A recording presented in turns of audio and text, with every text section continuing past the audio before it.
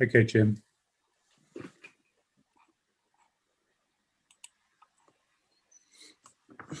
Will I, Chair? Thank you very much. Good evening, ladies and gentlemen, and welcome to tonight's council meeting. Before we begin our agenda proper, I'm sure you'd like to join me in a minute's silence, please, for one of our number, Councillor Joyce Borley, who has died last week. So we'll have a minute's silence first in her memory, please, ladies and gentlemen. Thank you.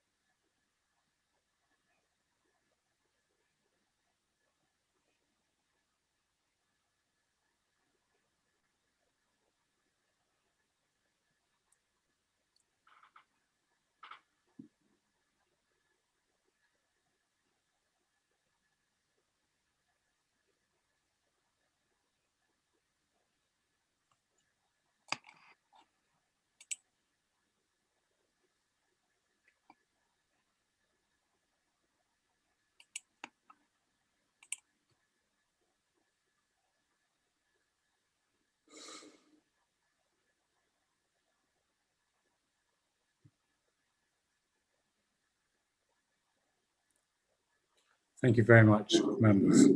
I'm going to ask the leaders of each group to pay their tributes to Joyce, starting with Councillor Mike Ratcliffe, please. Thank you for the opportunity. Yeah. How can I adequately describe someone like Councillor Mrs. Borley? There are so many words that would apply. Tenacious, diligent, warm, intelligent. The list goes on. She was all of these and more. But above all, she was my political colleague and friend. Because of my personal health circumstances, her death affected me deeply. All of us will miss her, and this council will be a poorer place because of her passing. She put her marker down, and her voice was heard. Joyce was a well-respected politician across all the spectrums. Someone unafraid to speak out, to be critical when necessary, and to ask those incisive, probing, sometimes awkward questions. But she was also fair-minded and gave praise where deserved. She was absolutely dedicated to the concerns and betterment of her constituency and gave 100% to all her residents in Bonsall, Cromford and Matlock Bath. The phrase, beyond the call of duty, in her case, was well and truly applicable. So how do I sum up my thoughts and feelings? She will be remembered. I am proud to have known her, and I miss her deeply.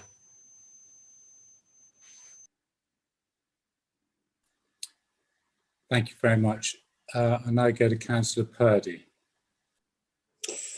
Thank you, Chair. Well, it's very difficult, as Councillor Ratcliffe has just said. I've known Joyce for a number of years now, when she was a parish councillor and I was a district councillor when she was on Cromford Parish Council. When she told me she was standing for district council, I was pleased for her and wished her well. And I was actually one of the first to congratulate her when she was elected. Such is the respect I had for Joyce.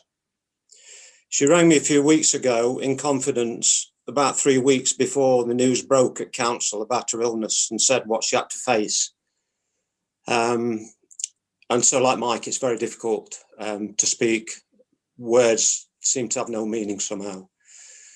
But Joyce was the epitome of what a good councillor should be. She was caring, compassionate for her constituents. She had an excellent work ethic. She was diligent, attentive, and an attitude of never say never, but without being judgmental against anyone or complaining if things did not go her way. If at first you do not succeed, try again was Joyce's mantra. She was a good listener. She was also passionate, especially when she thought something was wrong, like the time we had to close public conveniences through austerity measures. She was able to speak her mind, but in a clear and concise way, again, without upsetting anyone. One example of working for her community was a number of years ago during the deep austerity cuts, and we were receiving complaints at the closed churchyard in Cromford from relatives who were witnessing the grass grow over the gravestones. I suggested perhaps we should get a volunteer force to cut the grass. Joyce was there first, and so with Councillor Russ Boyack and myself, on a sunny day, we felt like sort of agricultural workers in a way, but that was Joyce. And another example was she was one of the first to volunteer to become a director of the Matlock Bath Development Association to work for the benefit of developing Matlock Bath. Joyce used to phone me a lot when we're district councillors together. And in fact, my wife had lots of conversations with her, and perhaps they spoke about me, I don't know. But I like to think we became friends, and I valued her thoughts and I valued her intuitive, incisive way of looking into problems. So despite our party colours, Joyce was an example of how you can work together and one team in Matlock Bath. I can assure you, members, that you might have wards that you think are busy, but I can assure you Matlock Bath is extremely busy at times. And so that close working relationship brought about, as I say, this friendship. When I told my wife that Joyce had passed away, she was deeply upset. She's in hospital at the moment, and like Mike, it cut into her deeply as well. So words, in a way, don't do Joyce justice. I had a conversation with Councillor Atkin last week, and I have to tell you what he said. He wondered if sometime in the future, if there's a development in Masson Ward, that a street or some area could be named after her. And I thought that was a nice thought. So she was a stout defender of me also as a person. I'm led to understand in recent meetings, and I only wish I could thank her now for that. Our deepest sympathies go to her husband, Chris, and the family, who must be in great pain and distress at this sad time. So Joyce, rest in peace, and God bless you. Councillor Flitter, please. Yes, Chair, thank you. It is very sad news indeed. I don't have the experiences of working alongside Joyce as others have had, and I've got very few words. But what is felt in our hearts is more important, because Joyce was a lovely lady. Her heart was at the heart of her community. And in council and in committee, whenever she spoke, everyone listened, and we listened with interest, because she spoke common sense, she spoke with logic, and she will be terribly missed. The only social event that I can remember sharing with Joyce is when I went on a Valentine's night to Matlock Bath for a meal, and in walked Joyce and her husband. And although she wouldn't admit to being there on a Valentine's night, it was just a normal occasion for her.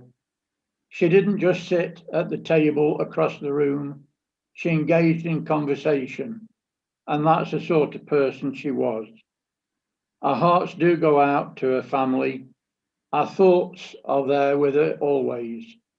And again, God rest Joyce. Thank you, Chair. And Councillor Buttle, please. Thank you. Oh, thank you, Richard. I'm going to be brief, briefer anyway. Joyce will be missed by our group. We all gained by her insight and enjoyed her kindness. I don't suppose she saw herself as a leader, but when I was uncertain, I always listened very carefully to what she had to say. And I'm not the only one who listened. I believe the whole council benefited. Joyce was good at what she did, and I think her example made us all that little bit better, more reflective. And then I can imagine her laughing at us all being a little more reflective. She led us.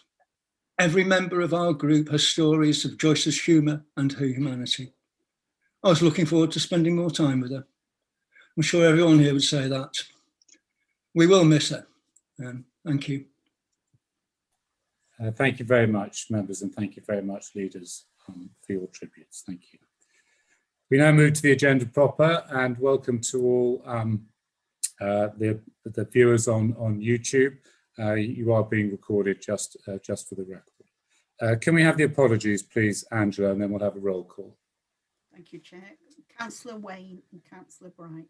Right, we'll now go to the roll call, please, in alphabetical order as ever, please. Councillor Cruz as well, Chair.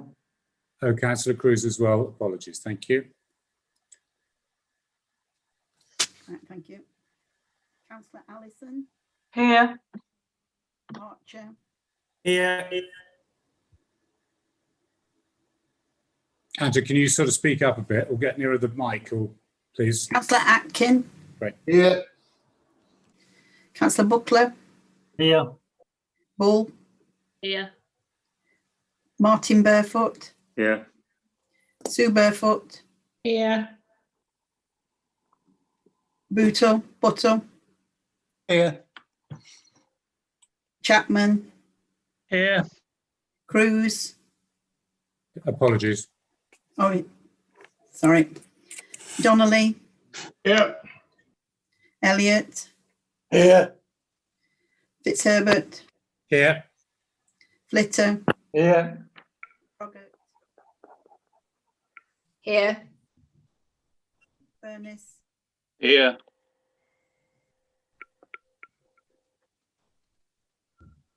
Can you go on to mute once you said here, please, because we can't hear Angela.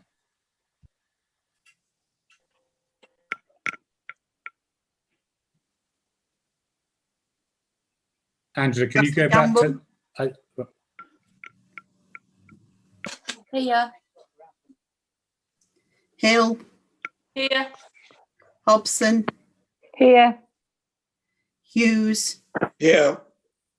Lees. Here. Tony Morley. Here. Michelle Morley. Here. O'Brien. Here. Purdy. Here. Ratcliffe. Here. Raw.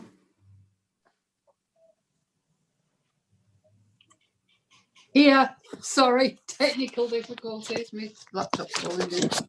Rose.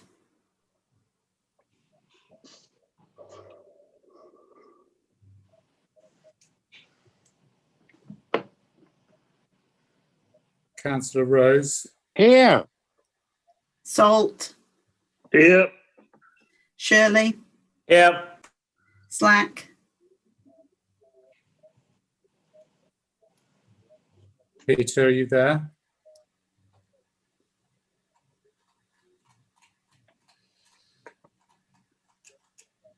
Councillor Slack. Move on. I don't think he's on our list here. Move on. Statham. Here. Sutton. Here. Swindle. Here. Wayne. Apologies. Oh, sorry. Wakeman. Here. Right. Okay. Thank you. Thank you very much, Angela. And just for... Councillor Slack is here. Ah, Peter. Peter, can you just confirm you're here, please? Peter Slack?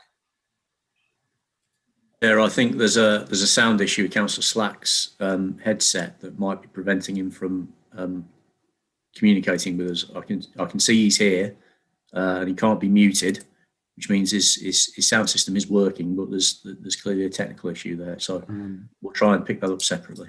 Okay, thank you very much.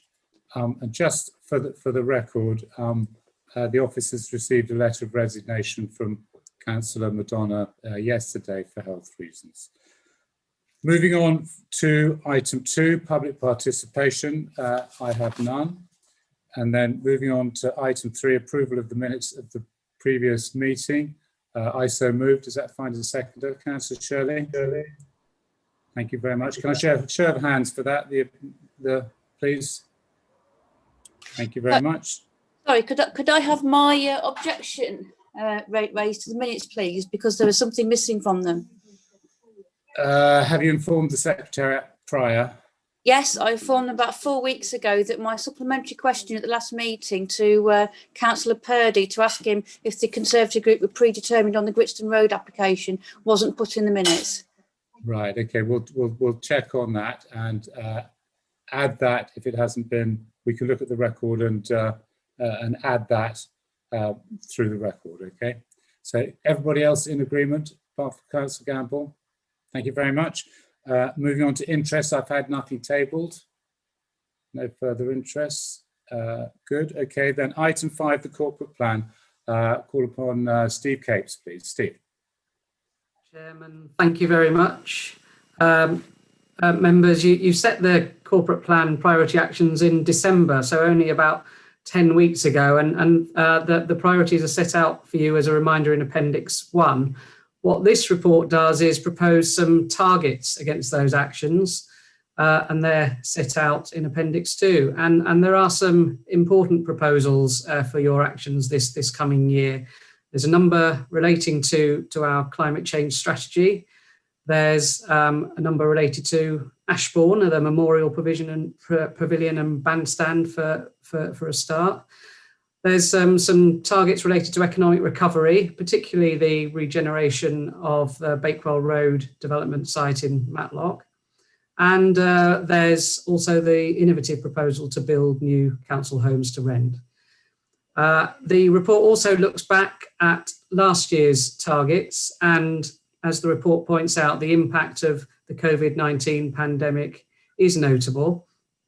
But despite that, there are some successes worth noting, including the launch of the new customer relationship management system, the fact that there's 76 homes adapted for disabled residents, and that 27 electric vehicle charging points have been opened in our car parks, and clearly close to my own heart, the start of the work on the roundabout at Ashburn Airfield. So, Chairman, there's some looking back to last year, but there's also some proposals for the coming year. Thank you.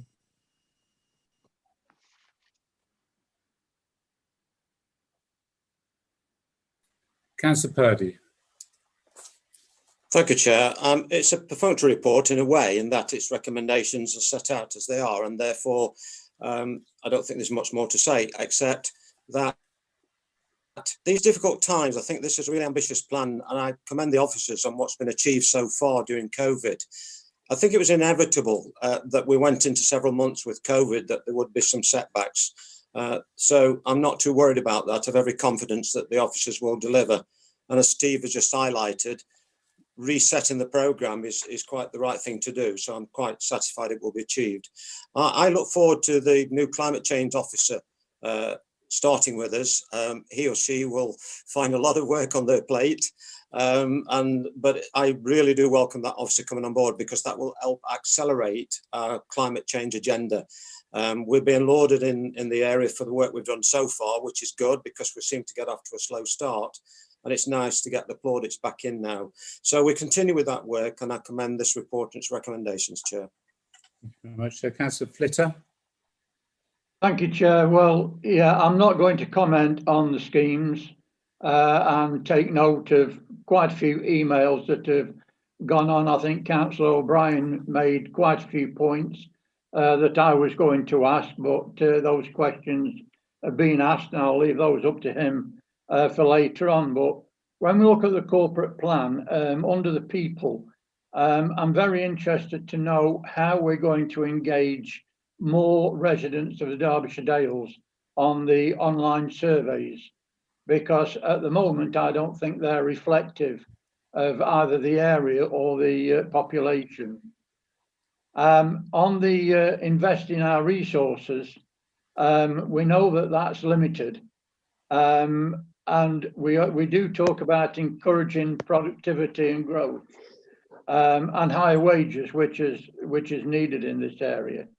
But I fail to see what the bait is to attract new businesses into the Dales. And do you think that place naming and marketing are the only things that we need to talk about there? Just a couple more. I am concerned about the air quality, especially in Ashburn. Not sure where we are with that, even with all the emails going around. But I would like an update on that, please, because waiting until March 22 for another action plan, I don't think is going to be accessible. And I would also like an update on the review of core standards in the green and clean team. Thank you. Okay, thank you. Councillor O'Brien, I've got. Thank you, Chair. I certainly don't have the way of words and the tact that Joyce Pooley had. I have looked as she would have done at this report, and have three questions I'd like to put to officers and members perhaps this evening. The first actually concerns Appendix 3, which is the report of this current year's achievements. And I agree with Councillor Flitter's comment on the quality management issue. In Appendix 3, it tells us that the action that we achieved included commencing appropriate mitigation measures by this month. So I'd like to hear what mitigation measures have in fact been achieved this year. The second question on the on Appendix 3 relates to the action relating to delivering a higher proportion of smaller open market homes and compliance with one of our key local plan policies, HC11. Officers very kindly been open with me and told me that in fact they didn't achieve what they wanted to in relation to smaller market homes in any of the planning applications this year. They did say that the target there is to encourage rather than to actually achieve. I have to say, with due respect, that to say we've met our target when it is only to encourage rather than to actually achieve the policy, so I think it's a little bit unhelpful. And certainly if we didn't achieve that target, if we weren't successful in negotiating a number of smaller open market homes, I think it's a little bit disingenuous to show that's the green achieved. I think at the very least it should be a yellow marker there. Now, the third point relates to the corporate plan itself. Now, as Steve highlights, we approved our priority actions on the 14th of December. And one of those actions we approved was to deliver a permanent site to meet identified travellers' needs. What Steve didn't say is that the corporate plan we're being asked to approve this evening has changed that priority action from delivering a permanent site to securing planning permission. So what I would like to hear is what discussions have taken place with members or otherwise between the 14th of December and this evening, which has brought about this proposed change in the priorities? And does the decision taken in September last year still stand? And is plan permission to be sought for the site at Tansley? And is this to be for a temporary or a permanent site? Okay, thank you. You've made three points there. Steve, do you want to take them now, or do you want to take other? Chairman, I can come in now, and I can start off with Councillor Flitters and move on to Councillor O'Brien if you wish. Yes, please. With regard to the online panel, Councillor Flitter makes a good point, and there is work needed on that. The policy officer who's recently been appointed has started to put together some proposals for that. They're not yet at a stage to bring to you, Chairman, but that there is some work being done on that. With regard to new businesses, again, I'd fully agree with what Councillor Flitter says. We do need those new businesses here. And to an extent, the district does speak for itself as an attractive area for businesses to locate. But I think the two things that we need to do is, one, provide more sites for them, and there's a lot in the corporate plan about that. But the other is to market the area, and we've talked about in the corporate plan previously about place marketing to try and attract people more. And I have recently seen the first draft of a video that was commissioned for us under last year's corporate plan, which actually looks excellent. And I'm sure that when it is finalised, members will agree that is a good advert for the district too. With regard to Councillor O'Brien's point on the local plan policy HC 11, do take his point. However, the trajectory, the direction of travel on it is as planned, and it is heading the right way. And just to clarify Councillor O'Brien's point on travellers, he's perhaps confusing two things. The action which was set in December hasn't changed at all. And with all the other corporate plan actions, all we're doing today is adding a specific in-year target to go with it. Chairman, with regard to air quality and core standards, you might be best calling on Tim and Ash. Okay, right, okay. I can't see Tim on my screen. Is Tim there? I'm here, Chair. Great. You can't. Okay, there you go. Yeah.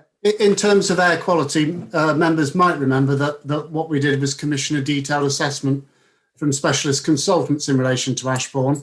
That work's been ongoing over the last few weeks, and we've just received their first draft report. It is our intention to bring a report to the next meeting of Community and Environment to discuss their findings and their recommendations. So it'll be put before members on, I think, is it the 7th of April, early in April anyway. Thank you. Okay, Councillor Allison next. Thank you, Chair. It probably follows on from what Councillor Flitter was saying. Given the announcement yesterday by the Chancellor of a free port being established and a large business park at Etwell, what impact do you think that's going to have on the business park planned for the Ashburn Airport airfield site, given the huge incentives that are going to be given to businesses to locate their businesses at the Etwell site? And do you think that we could see some businesses migrating out of the Derbyshire Dales down there? And if I may, thanks to Councillor Allison for that point. And I think it is good news for the region as a whole that we are going to get a free port in the region. With regard to the impact on the Derbyshire Dales, I suspect that it will be limited. I suspect that the type of business that wants to locate in the Freeport area will be one for which export and import is critical. And whereas most of the businesses we have in the Derbyshire Dales, including on Ashburn Airfield, are somewhat smaller, and whilst they might do some export and import, the the fact that that might not be such a critical issue for them and might not be enough to get them to move elsewhere. So I think that the overall impact on the economy and the growth that the free port will bring to the region as a whole will in fact benefit Ashburn and the airfield and our surrounding areas. Thank you. Councillor Ratcliffe. Yes, thank you, Chair. Many of the very pertinent questions have already been asked or raised by email by other colleagues here, and I think they're very valid questions too, of course. So really, my comments are fairly general in a sense, but I think they apply to many of the reports that we're reading and noting this evening. I mean, what do I note from this report? What are the key words, as it were? Our budgets have limited flexibility, constrained as they are by scarce resources and predicted to get even fewer. Nevertheless, this report does set out a direction of travel with business growth, the improvement of outdoor facilities and housing provision as key areas. And of course, overarching all of these is the significant consideration of the climate change agenda. However, just to be a little pessimistic, which seems to be my tone at the moment, it is indirectly acknowledged that we're never going to achieve many of our target areas without the adequate finance necessary. We have a government constantly pushing income generation back onto the district council, and try as we might to be aspirational, outside pressures will always be pushing towards underachievement. I note in this report that only 12 of the 80 new affordable homes were completed. Only 259 out of a target of 350 vulnerable households were provided for. And there are other things too that are constantly being lost, as it were. So I think we have to acknowledge that we are under tremendous pressure, and it's a pressure that is going to increase with time, as we'll see in other reports later this evening. But having said that, certainly there is a willingness to try to be a buoyant council, to try and achieve something despite our limited size and limited incomes. So I wouldn't take that away from the council or indeed officers for one moment. But I think sometimes we have to be pragmatic and just turn inward for a moment and reflect just what challenges we are up against. Thank you very much. I've got Councillor Raw next, please. Hi, yes, mine was just a quick question about the traveller site and the planning permission. I just wanted to clarify, because I understand that the planning application has been done by the housing officer. Consultation both with the community and with the travellers themselves, will that be done as part of the planning process? Because this is something we've been asking for a long time, so I just wanted to get clarification that that was going to happen. Steve, that's just the process, yeah. I'm sure if Rob has anything to add, I'm sure he will. So, Rob, would you like to? Thank you, Chair. Yes. In answer to your question, Councillor Raw, all planning applications would have an element of consultation with the people using the property or the site, and through the planning process, residents will be able to put their views forward. So, so that would be the process we would adopt in that case. Okay, thank you very much, Councillor Purdy. I think we finish questions now. Just thank you for letting me come in, Chair. I just wanted, Steve's answered fairly eloquently about the Freeport. We've been working on this, Councillor Allison, for about 2 years with D2N2 and the Derbyshire Economic Recovery Board. So we really welcome this. We're actually really joyed by it. So it is expected to bring quite a lot of business to the south of the Dales, particularly to Ashburn, with a link road A515 from the 50. I'd just like to, if I may, just quickly reply to Councillor Ratcliffe. I did allude, Councillor Ratcliffe, that yes, we do face challenging times and we've got to be prudent. But I did say also that I'm confident that our officers will achieve. I think the main reason for some of the not reaching the targets is mainly due to COVID, not so much the finance. I think that I can also say with strength and conviction that we're putting an awful lot of pressure through our channels to try and get a really good spending review result this year. Councillor Purdy, are you moving the report now? Yes, I'm happy to move. Thank you, Chair. Councillor Hobson. Chair, I'm happy to second the report. I take on board what everybody said, but I think we do need to realise that there have been some places where in our targets performance has been quite strong, particularly with the adaptations to the homes of 76 people, you know, with disabilities. Undoubtedly, COVID has had a terrible impact, not just here, but everywhere. I'm happy to second, and I'd particularly like to highlight the work of the District Council in the administration of grants during the ongoing COVID crisis, and to thank all our staff involved in the hard work at this time. I know a lot of our staff are doing their day job and they're also been redeployed with the grants as well, so thank you to them. Okay, I've got nobody else on my list. We'll now go to the vote, please, Angela. So that could be yes, for, against, or abstain, please. So let's start.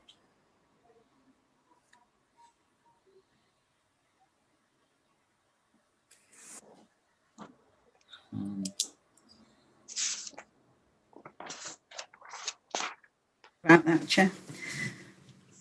Right, Councillor Allison. For. Archer. For. Atkin. For. Buckler. For. Martin Barefoot. For. Sue Barefoot. For. Buttle. For. Chapman.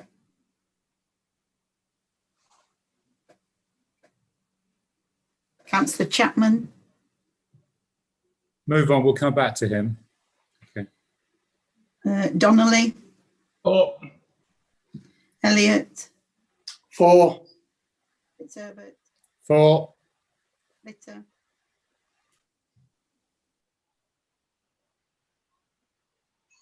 Councillor Flitter.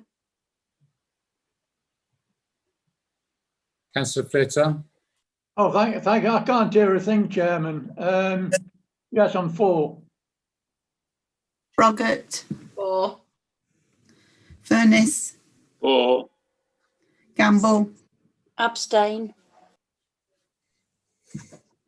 Hill. For. Hobson. For. Hughes. For.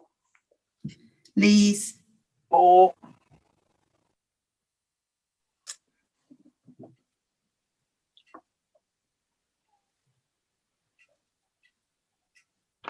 Tony Morley.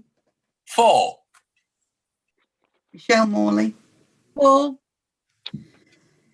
O'Brien. For. Purdy. For. Ratcliffe. For. Raw. For. Rose.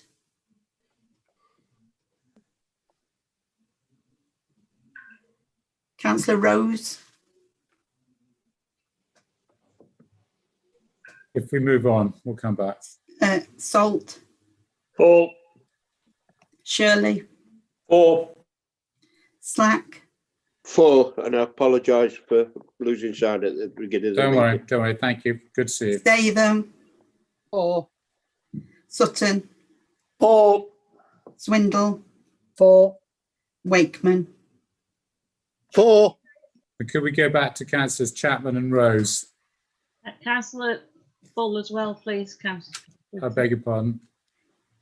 Councillor Bull, your vote? For. Councillor Chapman? For. And Councillor Rose? I saw him mouth for, Chair, but he's muted. Right. Councillor Rose, do you want to have another go?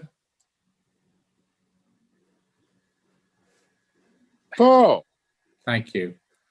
Right, okay, so thank you very much. We'll move on. That's passed then. Let's move on to service plans, number 6, page 23 of our film, the first batch we got today, this week. Steve Capes, please. Chairman, thank you. I've got nothing to add to this. These are operational plans for the council's services. They're presented here purely because they accompany the budget and put the budget into practice. Thank you. Councillor Finesse. Oh, thank you, Chair. Yeah, these service plans illustrate our very busy work programmes and realistic performance indicators for our services in 2021 to 22. And I'm very happy to propose that they be approved. Councillor Froggatt. Yes, Chair, I'm quite happy to second the proposal. It's very straightforward and I echo everything that Councillor Furness has said. Thank you. Councillor Allison. Thank you, Chair. Can I ask a question? Is that all right? Yeah, of course, of course. Yeah, thank you. I just noticed on the service overview for community environmental services that from last year there were a number of apprentices, and now it seems to have gone down to 1. Have those apprentices actually stayed in the organisation, or have they left? Steve, can you answer that, or is that? Chair, I can take that. I can't, but Ash can. Thank you. A mix of both, Councillor Allison. We've been able to retain some and others have moved on. Where there's roles available and applying and being successful, we've been able to retain the apprentices. So how many? I'll have to come back. I'm happy to share that with members afterwards. Okay, so assume that's a net total. Councillor Flitter. Thank you, Chair. Well, firstly, I just want to say that I'm not really happy that we get 181 pages of information hours before the meeting. We got it a day earlier on the web, but when you're looking at it on a small screen, it's very difficult, and there's no real time for scrutiny. And that is a point that has been made not only by myself but from other members as well. However, I don't intend to criticise any performance issues tonight because I don't think it would be fair and right. Our officers have worked very hard over the past few months with COVID. If we haven't achieved something, it's because of the diversion of priorities from the council agenda, and I'm not going to make any derogative points about that performance. However, I have got 4 issues that I want to make clear, and I'm sorry that some officers will have heard this afternoon as well. But when it comes down to corporate and planning objective 3, how can we be sure that members, as members, that community needs, views, perceptions and aspirations through consultation are recognised and supported by this council? On the corporate and customer service, we say that we want to provide a high quality and responsive first point of contact. Well, I have to say that that is excellent from this council, and I applaud the staff on our switchboard. But after that, it does sometimes go pear-shaped, and it becomes rather factual rather than understanding. All staff, not just the frontliners, all staff should put customers at the heart of everything we do, as it states below that policy. If not, that's where councillors have to get involved. And I'm wondering whether there's some training or some thought that needs to be put on that second line of involvement by staff. On the regulatory services, develop management. I need to remind people that we need to maintain high quality environment and safeguard our built and natural heritage. So which page you want on that? This is within the regulatory services plan. So what page of our? I don't know. I've got that many pages and papers, Chairman. Okay. But that's something that doesn't seem to happen, and the views of local people seem to get ignored. On the community and environmental services under our parks and events, can I just say that the restrictions on licenses and the need to have a £10 million insurance are deterring organisations from staging events on our local parks. This is something that we need to bring the footfall back into our towns. And I'm wondering how much income is actually raised by the cost of these licenses that have been placed on organisations within the community. Thank you, Chair. Okay, I mean, some of those may be factual ones that the officers had to research, I suspect. But Steve, do you want to take those now? Chair, I can answer the first one about the consultation issues. The others might be for colleagues. And yes, consultation is important. It's part of engaging with people, and I guess it relates to that people priority of listening to the customer. We have to admit, though, that whereas 10 years ago we had a full-time consultation officer, now we have a 1 day a week consultation officer, and so things have changed in that regard. Nevertheless, we will do what we can, and it's something we're always willing to learn and do more of, Chair. Who could take the other two? One was about the fees, wasn't it, for licenses? Ash. I can take that, Chair. Yeah, the required licence is determined by the council's insurers, and depending on what type of event that is, requires a certain level of insurance from the event provider. We do have a situation where some events can be reduced, but it depends on the nature and the level of risk involved. But the standard approach is £10 million as a requirement for an event licence, Chair. It's not something that officers set, it's advice that is given to us by the council's insurers. Okay, and sorry, Councillor Fitter, what was your third point? I was looking through the papers.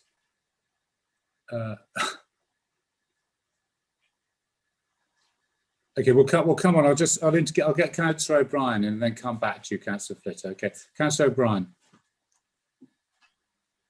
Thank you, Chair. I've got two questions I'd like to make on a couple of the service plans, which I found very helpful in the main. Firstly, on the community services service plan, I note that the target here relating to electric vehicle charging points is 2 charging points. I have to say I find that disappointingly modest, shall we say, in the current climate. I'm not really sure why there's been no prior member discussion of this topic prior to this target being included in the service plan. But as I said, 2 seems a very, very, very modest target for us, given our aspirations. My second query relates to one of the actions in the regeneration and policy service plan, where I see that we are to deliver a marketing campaign focused on short breaks market. Now, last year we spent some time agreeing a revised economic development strategy and priorities. And as far as I'm aware, that certainly did not include anything to do with short breaks and very little to do with tourism. Even if we think that short breaks are important to the Dales, I have to say I can't for the life of me understand why this council, with all its expertise in other areas, is focusing its resources on developing this activity. We support marketing Peak District and Derbyshire, and surely it should be for them to undertake this exercise rather than this district council. Steve. Chairman, thank you. Car parking colleagues will correct me if I'm wrong, but I believe the target in their service plan is to improve charging points in 2 car parks, not to provide 2 charging points. I think that's perhaps a little more ambitious than it appeared at first glance. With regard to short breaks, that was in the economic plan that members approved about 15 months ago and still is not prioritised in the recovery plan, but it is still something that we'd like to do. It's something that our partners, as Councillor O'Brien says, in Marketing Peak District in Derbyshire would lead on, but our job will be to ensure that there is a focus in the Derbyshire Dales, that it ties into Derbyshire Dales businesses. The idea being to try and generate more income and more quality from the tourists that will hopefully be flocking back to the Derbyshire Dales in a safe and controlled manner in a couple of months' time. Right, thank you. Councillor Fisher, what was your third one? I don't think we answered it. Yeah, thank you, Chair. It was about development and the need to safeguard our built and natural environment and maintain our heritage of the Dales. I am prepared to leave that on the table, as we did discuss that with planners this afternoon. Okay, thank you. Thank you very much. Councillor Ratcliffe next. Yes, thank you, Chair. Of course, these plans are inextricably linked to the corporate plan, and in my mind, many of the comments I made before apply here. However, an analysis, of course, of the service plans does show a pragmatism that takes account of the council's purse, and key actions and objectives are linked with meaningful performance indicators, and of course these will be monitored involving members, which is a good thing. However, again, I have to say that if you read the detail here on this report, you will see it is noted that although financial risks are low, the risk of not achieving targets will increase as our income diminishes. So again, I say that there is a need to take a long, if not medium-term view of where it is that we're heading with finance and be aware of that. Because it does seem to me that if we're not doing that, we're going to run into something of a brick wall, as it were. But these are my thoughts. Okay, thank you very much. I've got Councillor Martin Burford next. Martin. Yeah, thank you, Chair. I'd like to echo congratulations for the hard-working staff of the last few months. Other members have made, but obviously we've had very little time to look through this supplementary report. But I have noticed on page 90, WM4, about increasing the number of residents participating in the garden waste scheme. Now it's 14,000 now apparently, and the aim is to increase it by another 500. But based on the fact that residents haven't had any collection of garden waste for several weeks, if not months now, I think their bins and their gardens are probably bulging at the seams with waste, probably in bags as well. So I wonder if, as it does look, I don't know what the proportion is, 14,000 out of how many total households. I don't know what that is, but it doesn't look too high really. So I wonder if from April the 1st onwards, when residents suddenly realise, oh, my bin's not being collected, and they suddenly realise they've got to pay for it, and they may sign up for that. Is it not anticipated that the increase will be maybe more than 500? Because 500 doesn't sound very much on top of 14,000. Okay, I'd like to know what the... I think Ash can answer that. Ash. Thank you, Chair. In terms of the backlog of garden waste, members are probably aware from the updates that have been sent out to you on a regular basis that service is going to be restored from the 15th of March. So we're aiming to clear the backlog before the chargeable garden waste service starts on, I think it's the 5th of April. And the projection that was put in at the time, Councillor Burfoot, was based on modelling that our consultants had done way back when we started the the review and looked at chargeable garden waste services, and that was based on a possible uptake when you look at kind of the demographic, previous reviews and procurements that me have been involved in. And I have to say, I think it's a pretty successful campaign so far. We do hope that more people sign up to it, but as it stands, I think it has been quite ambitious. I can't actually access my laptop at the moment, so I can't tell you the percentage of properties unless any of my other colleagues have that to hand. But it was ambitious, but it is something that we're going to look to grow year on year. The initial uptake has been encouraging. Yeah, can I ask another connected question about garden waste composting bins? Are we still promoting sale of these bins? Because a resident has asked me about that only a few days ago. Well, in terms of promoting it, we often encourage people to do home composting where they can, to use the recycling sites that we have in the district. But obviously we want people to subscribe to our garden waste service. From a financial point of view, it's important to the council as well as being a good service. But yes, it doesn't take away from the fact where people can compost. We will provide advice. People can buy compost bins from most hardware stores. Right, yeah. Okay, thank you. I've got next Councillor Gamble, please. Hi, thank you, Chairman. Sorry, just one question really on this move to these short breaks. When you sort of start to look at this and you're promoting this, are you aiming to create more businesses running this or just increase? Because I'm thinking from the point of view here, where obviously there is a sort of dichotomy, isn't there? That the more houses you've got offering short breaks in terms of self-contained accommodation, than the fewer houses there are for local people to buy, particularly the first-time buyer market, which tend to get bought up as holiday lets. I mean, are you going to be sensitive to that and put that against? Because obviously that's two competing aims of the council, isn't it? Sort of economic versus local people's ability to buy houses. Steve.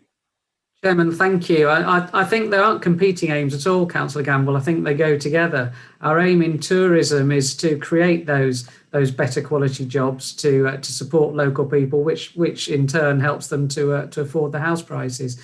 The short break, just to be clear, we're not planning to go into the business of being a travel agent. And in fact, nor is Marketing Peak District in Derbyshire. The public sector isn't in that game. But there is already good accommodation in the Derbyshire Dales, and there are also some very good attractions in the Derbyshire Dales. We're just trying to promote ways of them coming together better, so when people come and see the attractions and go cycling in the Derbyshire Dales, go walking in the Derbyshire Dales, visit the attractions that there are, that they, instead of just popping in for the day from surrounding cities, they come and stay for a weekend, in which case they'll also spend more money on accommodation, spend more money in local shops, spend more money in local shops and restaurants. And, as we're coming out of the COVID pandemic, it's that hospitality industry that does need a boost. And I think, it would be quite timely if we could encourage people to stay longer and spend more in that regard. Councillor Raw, please.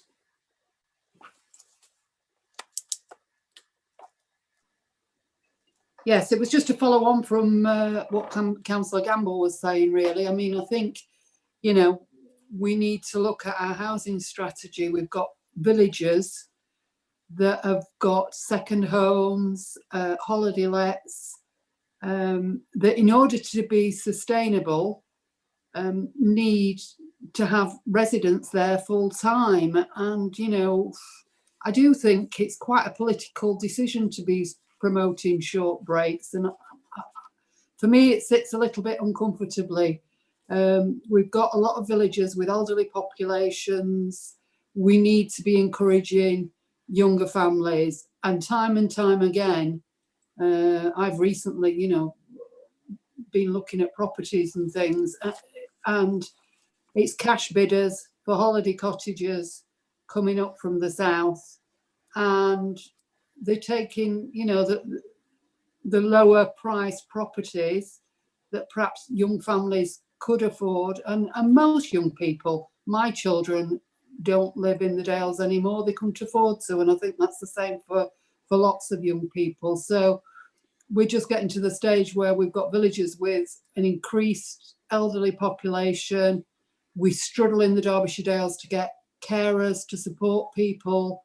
And for me, while I recognise that supporting the economy through tourism is important, I do think we need to be careful, and it needs to be properly thought out in terms of a strategy for, you know, our communities and how we make our communities sustainable.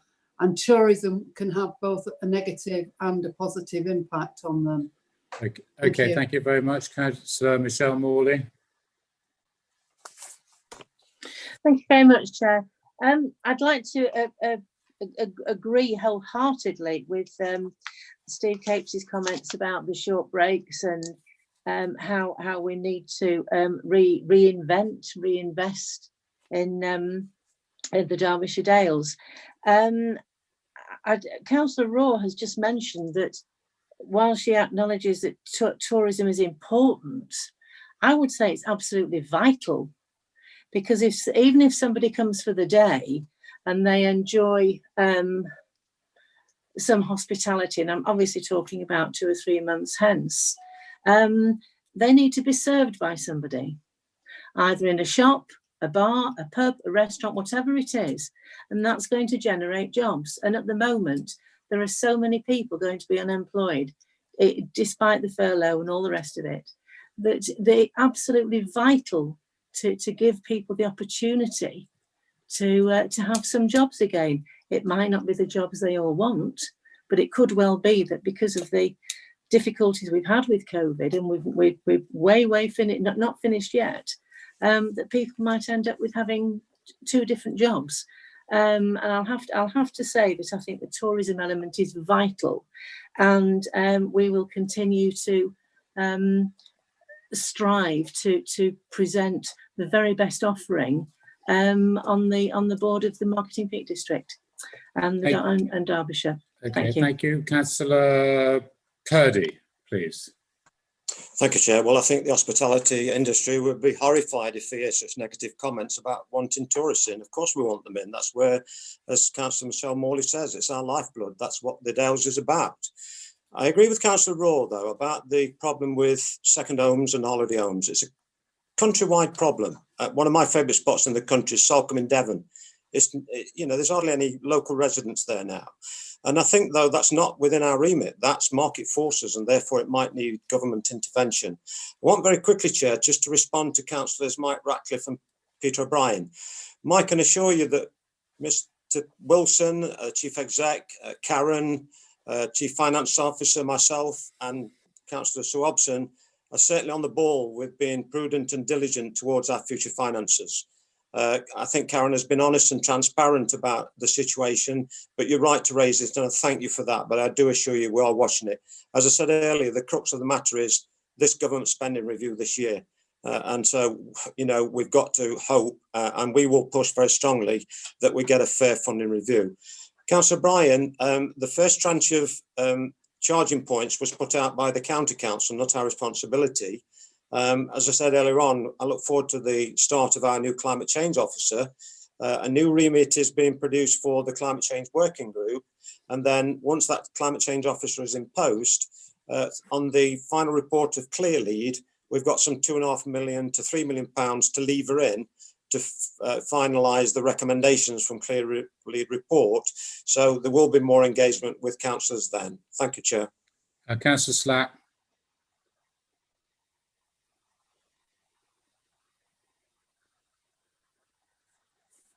You need to unmute. Can you hear us? Councillor Slack, can you hear us? I've done it. Right, I'm struggling with the mute button. Yeah, thank you, Chair. I think we've a golden opportunity in tourism at the moment, because a lot of people won't be going abroad. Confidence is drained away from continental holidays, obviously, through the COVID problems, virus, and it leaves us a golden opportunity for all British holiday resorts to really be there for the people as they want a break. And I think that more people than ever this year will be taking breaks in this country, and we've got to be prepared and ready to welcome them and give them the service they need, which will bring back the great British holiday we used to have many years ago when we were children. We can all remember having great holidays in this country without going abroad. So I think we've got to be prepared and ready to accept this. And I'm very pleased that we're going to go hard for this. I'm also pleased that we've got a climate change officer joining us. It's what we want, it's what we need, and it's his advice, and it's taking us forward towards our goal of carbon free by 2030. So yeah, there's a lot of good things in this, and I support many of them. Thank you, Chair. Councillor Hughes. Thank you, Chair. There's a question really for Steve Capes. When the economic plan was published earlier, well, late last year, I think it was now, there was an objective in that, if I recall, to increase the value of jobs in this, individual jobs in Derbyshire Dale, so that they were more commensurate with the price of housing here.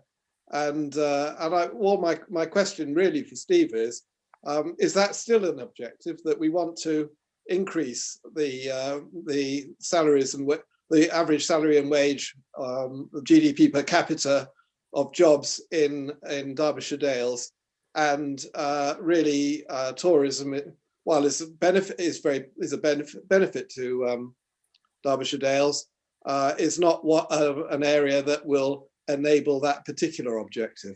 Thank you. Steve. Councillor Hughes, yes, that it is still very much an objective to raise the quality of jobs in the Derbyshire Dales, and that was a theme of the economic plan. It's very much a theme of the economic recovery plan, and it's indeed why sites such as Ashburn Airfield Industrial Estate for those type of manufacturing, engineering, green businesses are exactly what we need to do. So they're very much our focus. But it's also our focus with tourism as well. Visitors are going to come to the Derbyshire Dales regardless. We're going to get tourists, and our aim with tourism is to try to get more value out of that tourism, so that the jobs that there are in tourism are ideally better quality jobs. So the more tourists stay and therefore spend in the Derbyshire Dales, the more opportunity there is for the jobs that are created on the back of tourism to be higher quality. So the two do go hand in hand. Tourism isn't going to create as many graduate level jobs as some other industries, but the jobs that there are in tourism, we would like them to be better quality than they have been perhaps in the past. Thank you. And Councillor Hobson. Thank you, Chair. Just a couple of points. I know certainly the pubs, bed and breakfast and hotels in my area are desperate to open again. They were working in a COVID secure way before, and they're desperate to serve the public again. They've been doing the takeaways and all the rest of things, but they're ready to be open. And also, you've not just the pubs and the hotels, it's the wider economy. You know, it's the butchers, the bakers, the breweries that all service this economy. And when the people come in, they'll want to do shopping, they'll want to do other things, not just be at the hotel. So our tourist attractions, we are looking forward to them coming back, supporting our Dales economy. Okay, thank you very much. Got nobody else on my sheet now, so James is going to do the vote now because of the technical difficulties with Angela. So James, could you go to the vote, please? So 4 against or abstain, please. Item number 6, the service plans. Thank you, Chair. So members, beginning with Councillor Allison. 4. Councillor Archer. 4. Councillor Atkin. 4. Councillor Buckler. 4. Councillor Bull. 4. Councillor Martin Burfoot. 4. Councillor Sue Burfoot. 4. Councillor Buttle. 4. Councillor Chapman. 4. Councillor Donnelly. 4. Councillor Elliott. 4. Councillor Fitzherbert. 4. Councillor Flitter. 4. Councillor Froggatt, For. Councillor Furness, For. Councillor Gamble, Abstain. Councillor Hill, For. Councillor Hobson, For. Councillor Hughes, For. Councillor Lees, For. Councillor Tony Morley, For. Councillor Michelle Morley, For. Councillor O'Brien, For. Councillor Purdy, For. Councillor Ratcliffe, For. Councillor Raw, Abstain. Councillor Rose, For. Councillor Salt, For. Councillor Shirley, For. Councillor Slack, For. Councillor Statham, For. Councillor Sutton, For. Councillor Swindell, For. and Councillor Wakeman. For. That's carried, Chair.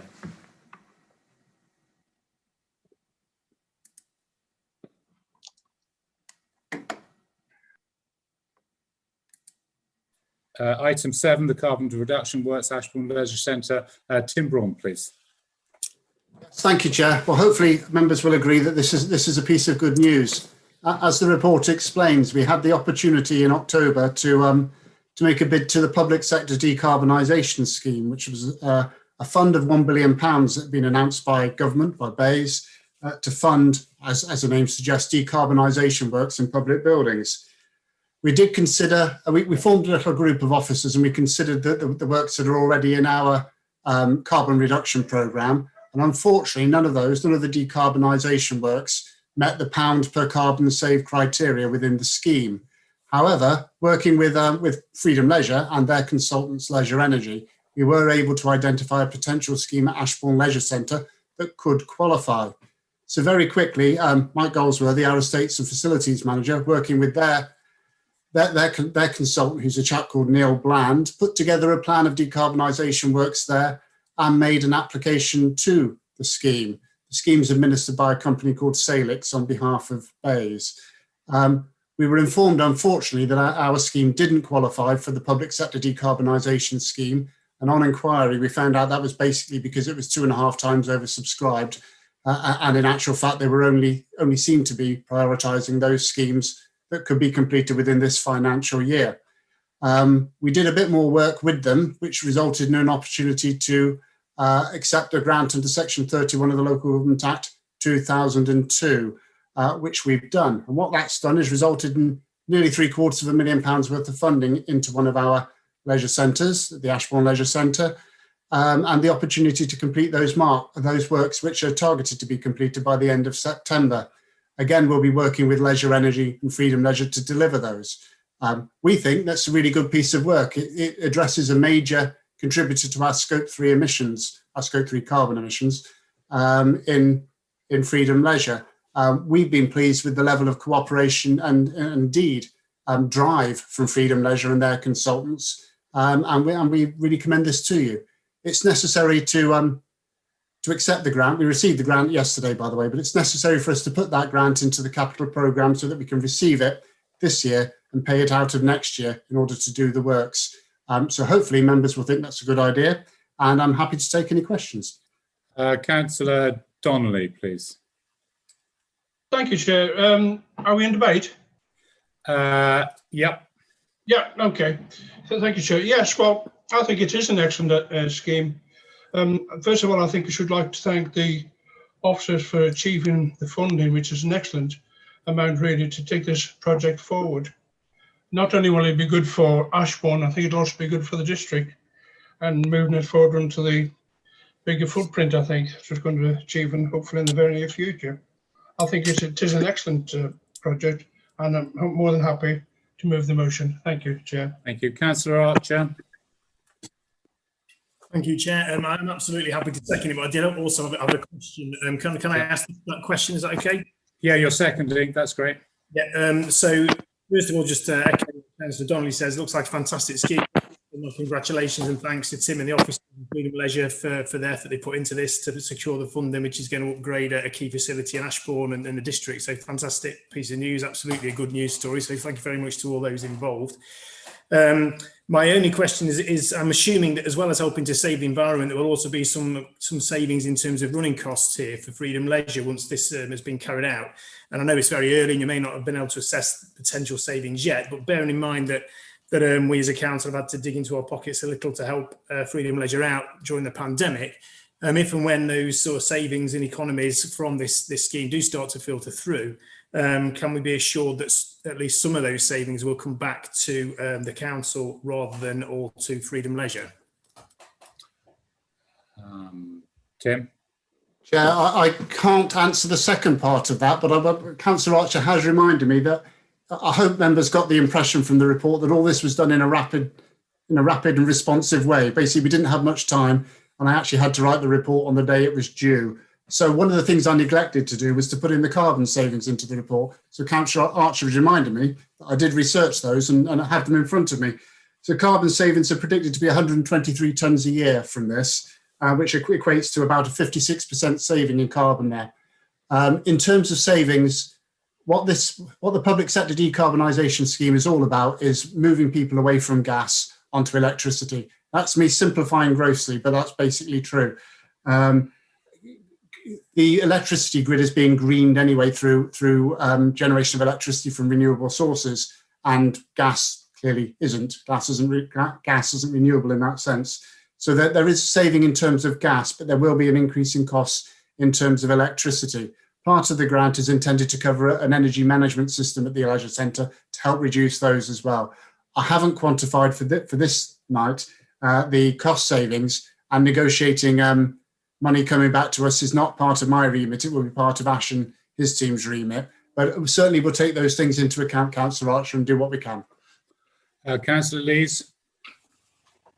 Yeah, thank you, Chair. No, I'm just echoing Councillor Archer and Councillor Donnelly's comments. Excellent idea, excellent project, and it's the way to move forward, and it's good for the district and good for everything, the environment and everything. So I'm quite happy to support this as well. Thank you. Thank you. Councillor Tony Morley. Thank you, Chair. Yeah, note in the past that some of the colleagues have been sort of slightly resentful of the relationship with Freedom Leisure. This would be a great example of partnership working.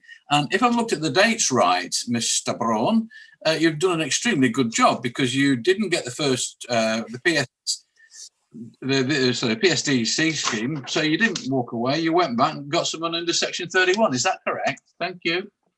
Tim? Yeah, yes, thank you, Councillor Moore. Thank you, Chair. That is basically correct. As I said, I think the public sector decarbonisation scheme itself was massively oversubscribed.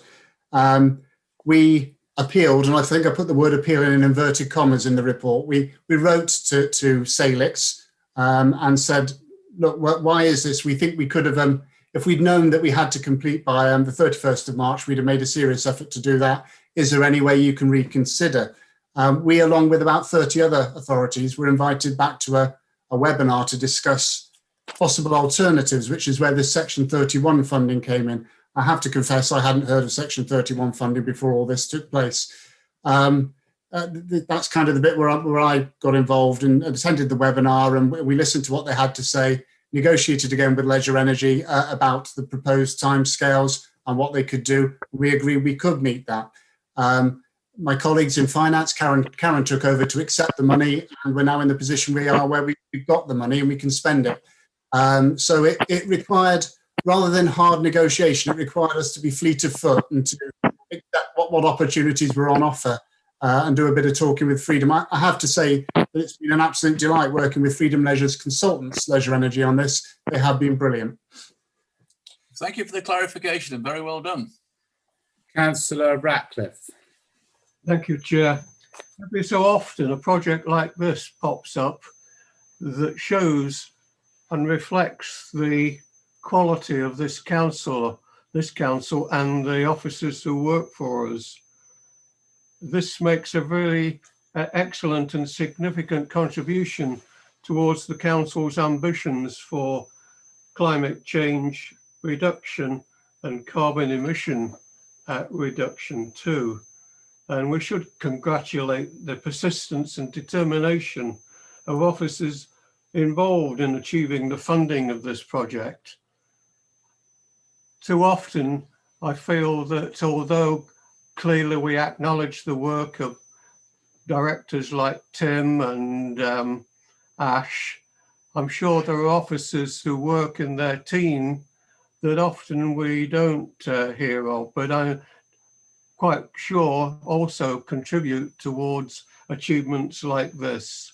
But I mean, thoroughly well done. It's yet another gold star for this council. Thank you. I've got Councillor Slack next, please. Thank you, Chair. Yeah, I echo all what's been said. The officers have done a splendid job, really, with the persistence in getting this. It just shows, doesn't it, really, oversubscribed by that much. Our people are wanting to decarbonise, wanting to get away from gas and fossil fuels and get into clean electricity. And I welcome this, really welcome this move.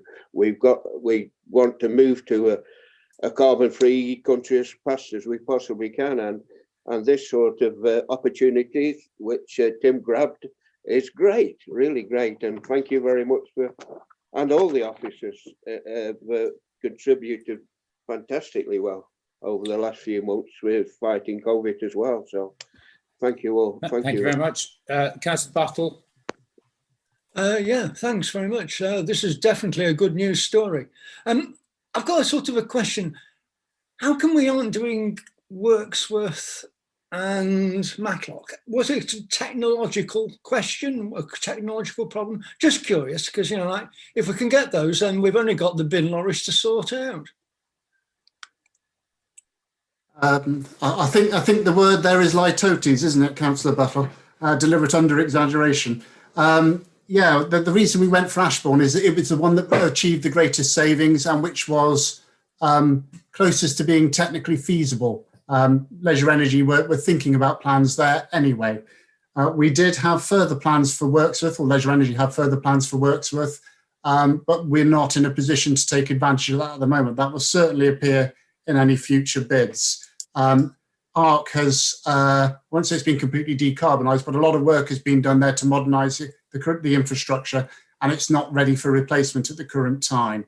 As for dealing with Serco or helping Serco to deal with themselves, perhaps, that's another story, and obviously relates to things like vehicles, where technology perhaps isn't quite there yet. The general thinking on refuse vehicles, for what it's worth, is that the use of hydrogen might be more feasible than electricity in the long run. So it is a conversation that's going on across the county. We're just not there yet. Councillor O'Brien.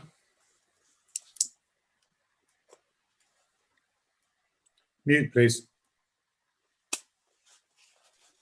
My question is very similar to Neil Buttle's and has been answered. Could I just ask there, Tim, you didn't mention Bakewell Pool and Leisure Centre. Is that a candidate for a similar bid? Well, we'll look at all the leisure centres. I think in terms of Freedom Leisure's priorities, Ashburn was the one they needed to address first of all, for their own point of view, in terms of the infrastructure that was currently there, or is currently there. Then Wirksworth. From memory, in talking to Leisure Energy, I think the pounds per carbon saved at Bakewell didn't make it stack up under the current rules. But all these things will need addressing it over time. It's just a question of the order in which they get done. Councillor Chapman. Thanks, Chair. Again, as everyone else, I'd like to commend Tim and his team. And the one word that comes to mind, as Tim realises is needed in these kind of situations, is tenacity. I mean, you have to keep going with these kind of grants. I think rather than bombard Tim with questions saying, what about Bakewell, what about Wirksworth, what about X, Y, Z, these grants aren't there all the time. They come up and we apply for them, and we look for them when they're available. So we don't want to hassle our officers as to why X hasn't been done and Y has been done. I'm sure, knowing Tim, that opportunities arising he will grasp with both hands, and I hope that us as members of the climate change group will assist him in that in those ventures. Thank you. Councillor Purdy. Well said, Councillor Chapman. Took the words out of my mouth. I think please be patient, guys. We've got a climate change officer coming. Leave him some work to do. I want to echo what Councillor Ratcliffe said and Councillor Morley. There's been some disingenuous remarks made against Freedom Leisure, and this just shows the benefit of collaborative working. I'd like to go further and say well done, Tim. I'd like to say to the Chief Executive, is there any way that we can mark this work by some kind of citation or certificate on the wall at Ashburn Leisure Centre? I think that would be a good for posterity. So very well done. But I'm not finished yet. I'm chasing grants for the High Street. My biggest target is Ashburn Town. So Okay. watch this space. Thank you very much. I think we'll take that as a rhetorical question for Paul to get back to you. Councillor Buckler, please. Yeah, I would also like to congratulate Tim and the team on this. It is excellent. This isn't giving a hard time, but it's to say, you know, how comfortable are you with the things that we can do on our Scope 3 emissions? You know, do you think we have a plan for our Scope 3 emissions, and are the things that we want to do achievable through that? Yeah, thank you, Chair. Thank you, Councillor Buckler. I have to say, I don't mind questions on this. Compared to some of the stuff I come before members with, this is all right. In terms of Scope 3 emissions, that's definitely a job for the Climate Change Officer when they start work, and we're hoping that will be in April. We have interviewed for the post and it's out to offer. We need to get together a planned way of looking at Scope 3 emissions, whether that's through the procurement strategy or through our major partners. Circle and Freedom Leisure are the ones that have been highlighted. What I think I can say as a response to this particular report is there does seem to be a real appetite with Freedom and with their consultants to do good work on this. And I think this report illustrates it. I said earlier that it's been brilliant working with Leisure Energy, and it has. They are really, really keen to get this kind of work done where the opportunities present themselves. So I think we're pushing at an open door. We haven't got everything in place yet, but if we did, we wouldn't have needed to appoint a climate change officer. So we'll come back to you on all that. Thank you very much. Okay, it's been moved and seconded. Let's go to the vote, please. So James, please. The vote for, against, abstain. Thank you, Chair. Just bear with me 1 second so I bring up the voting sheet. So beginning with Councillor Allison, please. For. Councillor Archer. For. Councillor Atkin. For. Councillor Buckler. For. Councillor Bull. For. Councillor Martin Burfoot. For. Councillor Sue Burfoot. For. Councillor Buttle. For. Councillor Chapman. For. Councillor Donnelly. For. Councillor Elliott. For. Councillor Fitzherbert. For. Councillor Flitter. For. Councillor Froggatt. For. Councillor Finesse. For. Councillor Gamble. For. Councillor Hill. For. Councillor Hobson. For. Councillor Hughes. For. Councillor Lees. For. Councillor Tony Morley. For. Joe Morley. For. Councillor O'Brien. For. Councillor Purdy. For. Councillor Ratcliffe. For. Councillor Raw. Councillor Raw. Sorry, yeah, for. Councillor Rose. Councillor Rose. Come back to him. Thank you. Thank you. Councillor Salt. For.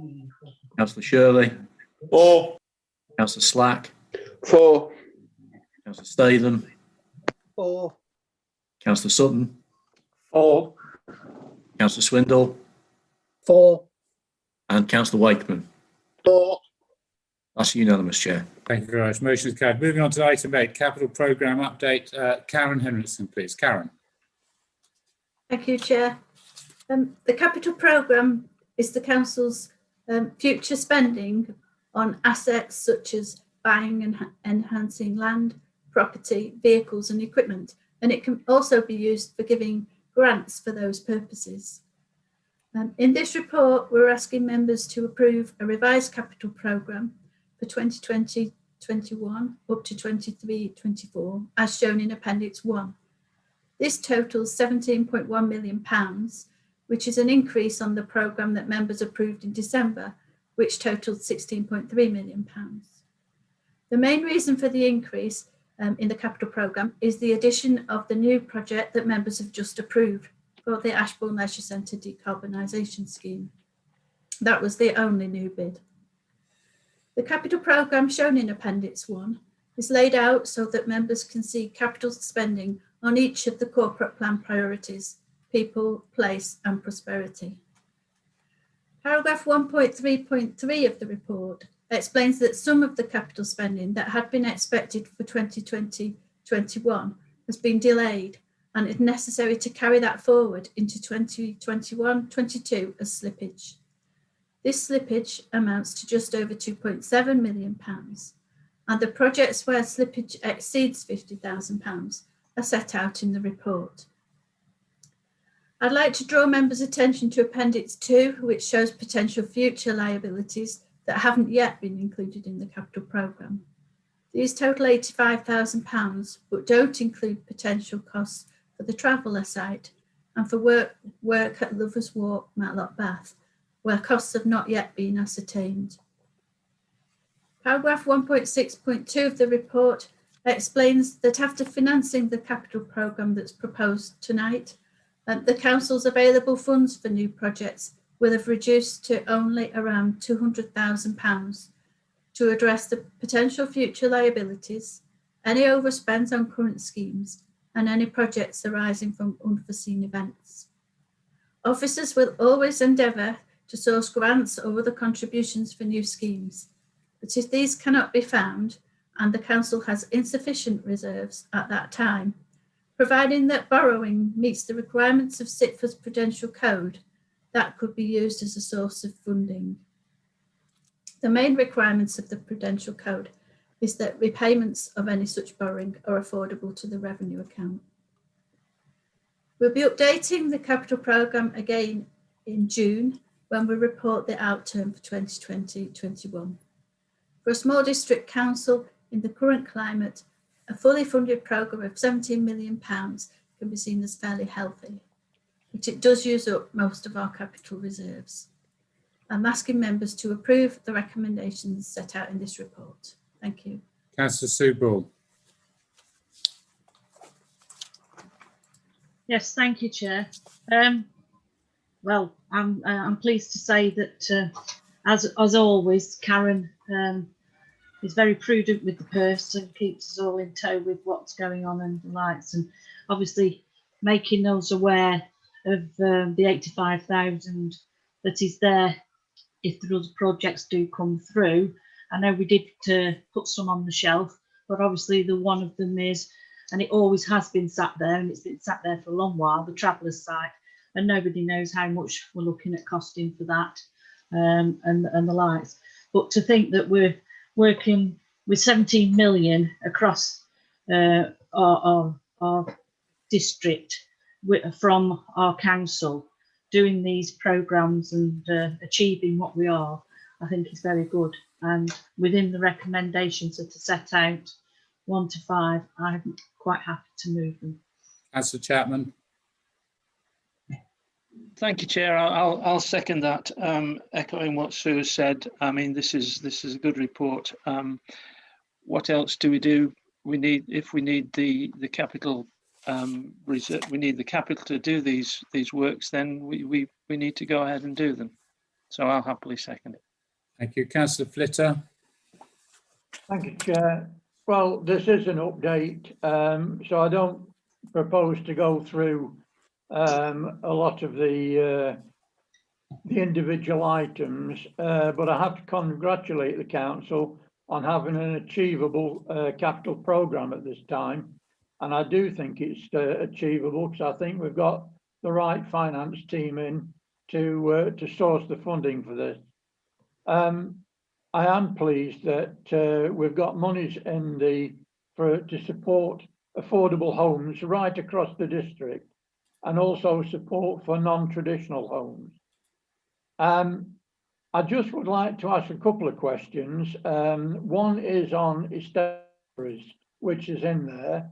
Don't usually see salaries, but I'm taking it that is connected to a particular capital project. And also a little bit of information, because I can't quite remember, about war memorials. If that could be answered, please, Chair. Okay, thank you. Karen, can you do that, or do you need other officers?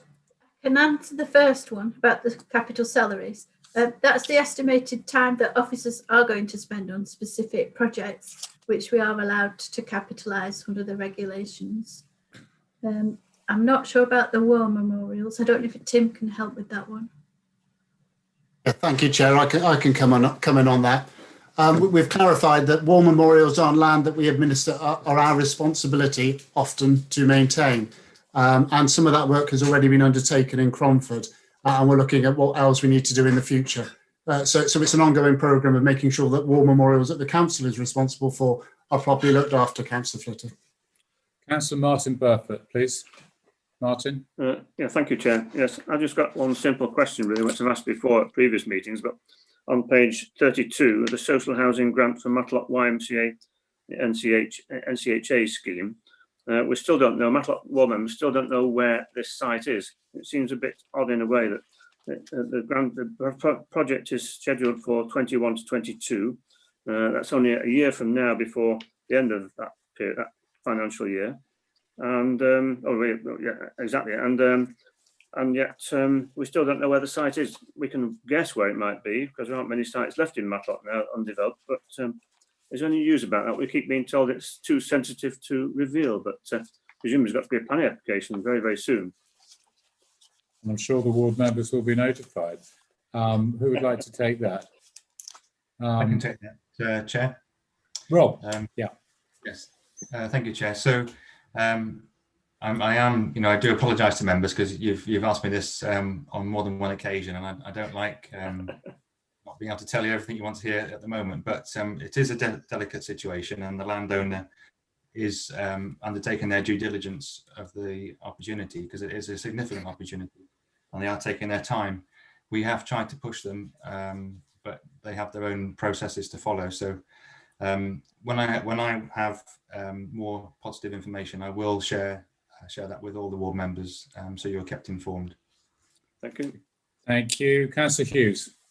Thank you, Chair. As you may recall, Chair, when we debated the Gypsy and Travellers site, I was very concerned that that councillors were not didn't have all the facts associated with the development of any of the sites.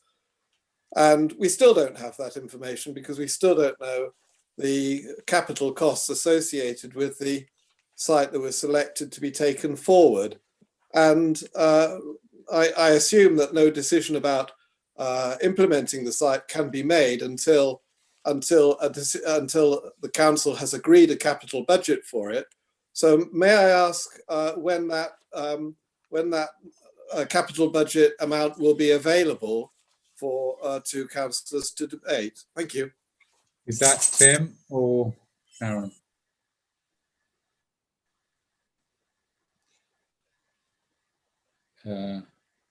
Tim? Rob. Oh, Rob, sorry. Rob. Sorry, Paul. Rob again. Yes, thank you, Chair.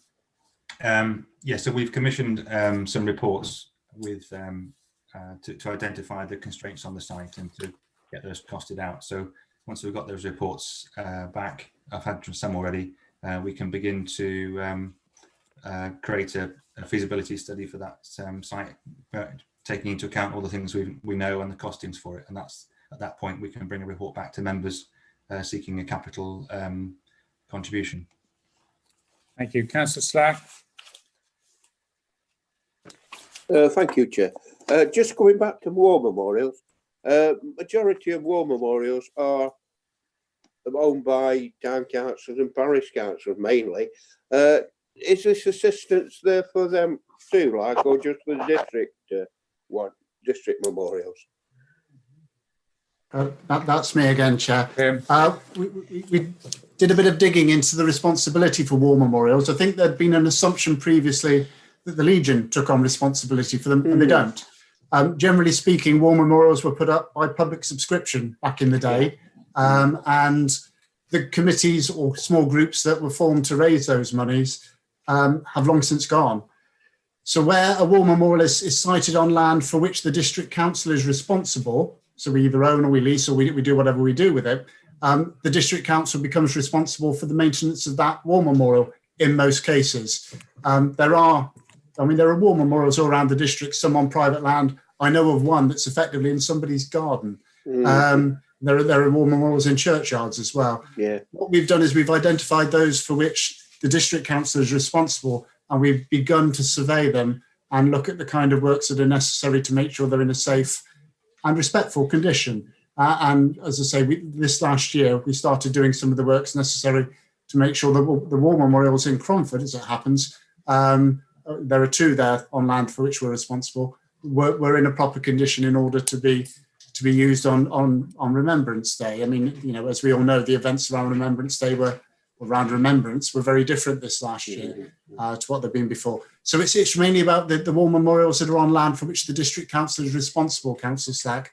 However, we're happy to talk to anybody about how they may be able to access other funding and what responsibilities they might have. Yeah, because town and parishes have the same problem to renew.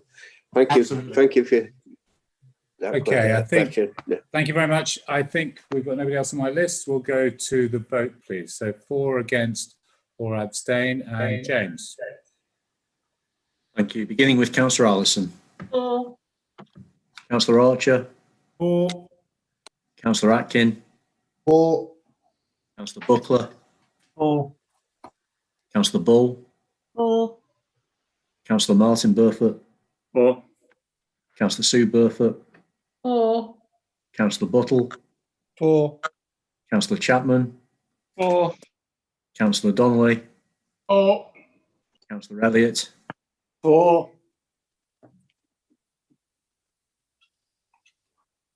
4. Flitter.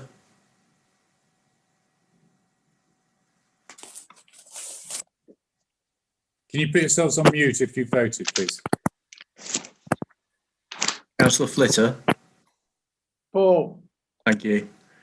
Councillor Froggatt. 4. Councillor Finesse. 4. Councillor Gamble. 4. Councillor Hill. 4. Councillor Hobson. 4. Councillor Hughes. 4. Councillor Lees. 4. Tony Morley. 4. Councillor Michelle Morley. 4. Councillor O'Brien. 4. Councillor Purdy. 4. Councillor Ratcliffe. 4. Councillor Raw. 4. Councillor Rose.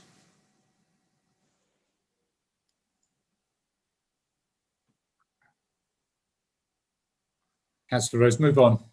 Okay, Councillor Salt. 4. Councillor Shirley.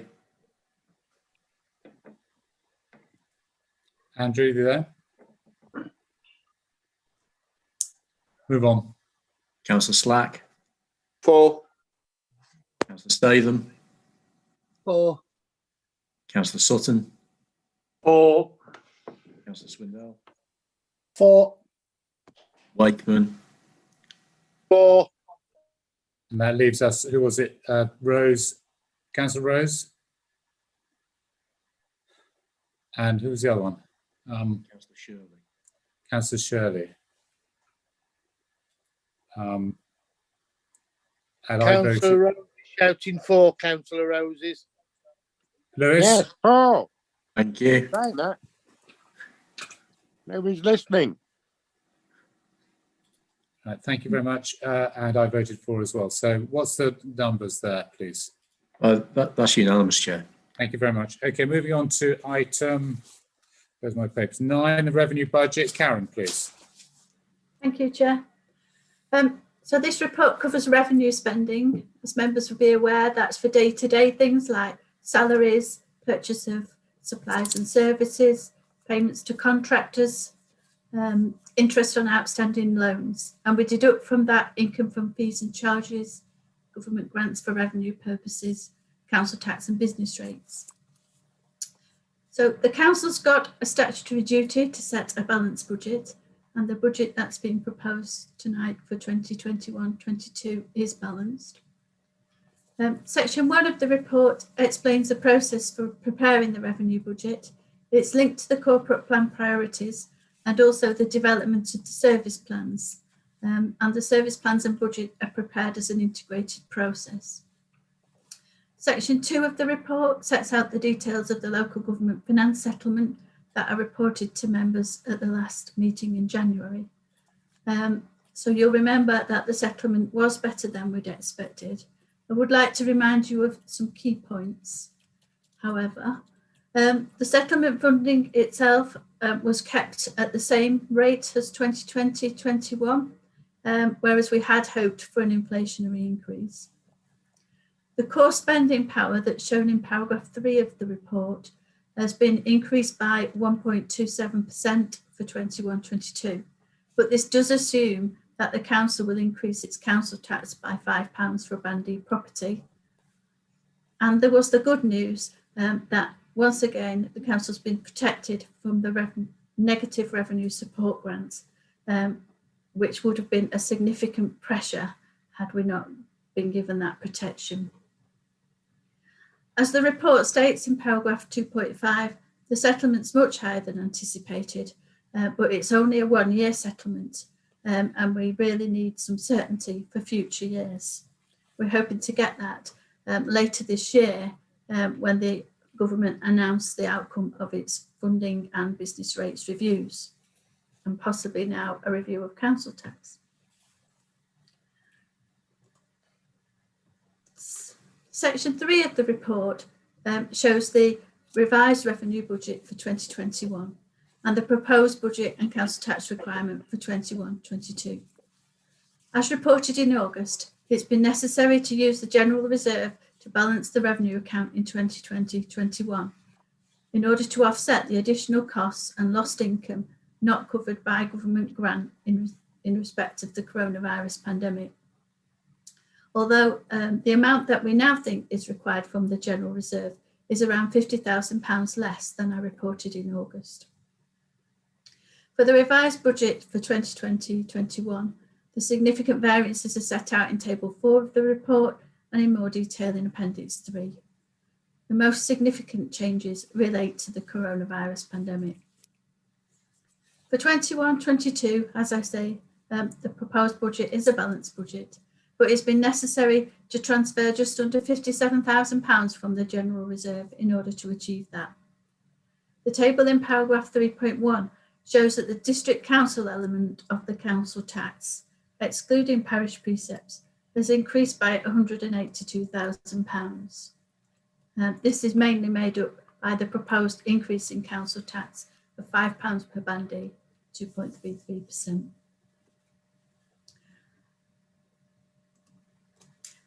In the table 5 of the report, you can see the significant variances for 21-22.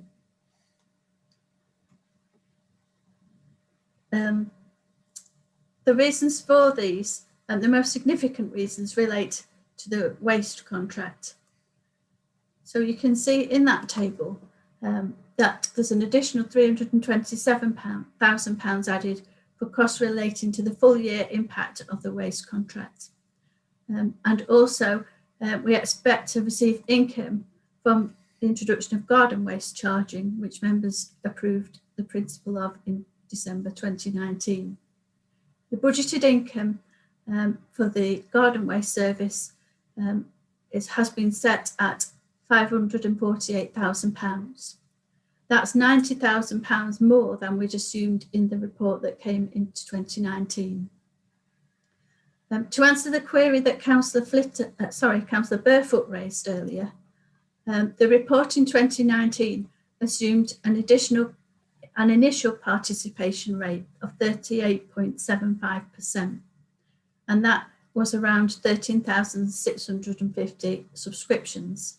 As at today, just under 16,000 subscriptions have been sold, which is around 40% of the total number of households. Looking at the two tables of variances, Councillor Hughes has queried the large swings in business rates income and the use of reserves across both 2020-21 and the 2021-22 financial years. This is due to the statutory requirements of the collection fund and the timing of when surpluses and deficits are accounted for. In essence, the councillors received £3.9 million of funding in 2020-21 to compensate for reduced business rates income arising from the new COVID rate reliefs during this year. But the deficit under regulations has to be recognised next year. So to mitigate against this, a transfer of £3.9 million has to be made to reserves and then carried forward to next year. So these transactions of £3.9 million cancel each other out within each year and across the 2 years, and they have no overall impact. Section 4 of the report shows the council tax requirement and the proposed increase in the council tax, which, as I mentioned, is £5 per bandee, 2.33%. And this is within the referendum principles, the capping limits set by the government. Section 5 of the report deals with the medium-term financial plan. It shows the forecast of spending over the next 5 years. And while it takes account of current and known requirements, it can't be conclusive as other things will undoubtedly occur over time. Members are well aware of the uncertainties involved in producing a medium-term financial plan. It does show that further grant losses are expected from 22-23 onwards, and that generates a savings requirement of £318,000 a year by 22-23, rising to almost £600,000 in 24-25. However, table 9 in paragraph 5.5 of the report shows how the MTFP could look very different in other scenarios, and illustrates the impact that could arise from different grant levels and changes in council tax growth. So we've taken a very cautious approach and assumed that the funding review might reduce our grants significantly, but if that weren't to take place, then clearly the savings requirements would be a lot less. Yeah, please, yeah. Section 6 of the report addresses reserves and balances, and forecast reserves are shown in detail in Appendix 7. Section 7 of the report explains the proposed approach to achieving savings that have been identified in the medium-term financial plan. The approach to achieving the savings is set out in the medium-term financial strategy, which is later on the agenda for this meeting. In Section 8 of the report is the Chief Finance Officer's statutory report, where I'm required to report on the robustness of estimates and the adequacy of proposed financial reserves. This statement has taken on more importance in recent years due to the uncertain financial positions of other authorities, and there's now more emphasis on it. I'm satisfied that the estimates put forward before you tonight are robust and that the proposed financial reserves are adequate at the current time. I've improved the financial resilience checks this year using SITFA's Financial Resilience Index, and I've included that in the report for members to see. And I've also used some tailored benchmarking that shows our levels of reserves compared to those of other councils. As set out in Section 9 of the report, SITFA's published a financial management code to support good financial management, as well as demonstrating and placing more emphasis on local authorities' financial sustainability. A review of the Council's financial management arrangements has been recently undertaken, comparing current arrangements with the standards set out in the Code. A report and action plan on that is to be presented to the Governance and Resources Committee next week. I'm pleased to say that no significant problem areas have been identified, though there are several areas that require improvement, which will be addressed during 2021-22. Section 10 of the report shows town and parish council precepts, which have to be shown as part of the district council spending. Town and parish precepts have increased by 4.9% in 2021-22. These are not subject to any capping limits. And finally, the last section of the report, section 11, relates to consultation. Earlier today, members were provided with the results of the budget consultation that concluded yesterday, and you should see those before you. I'm asking members to approve the report recommendations. Happy to take any questions. Okay, Councillor Sue Ball, please.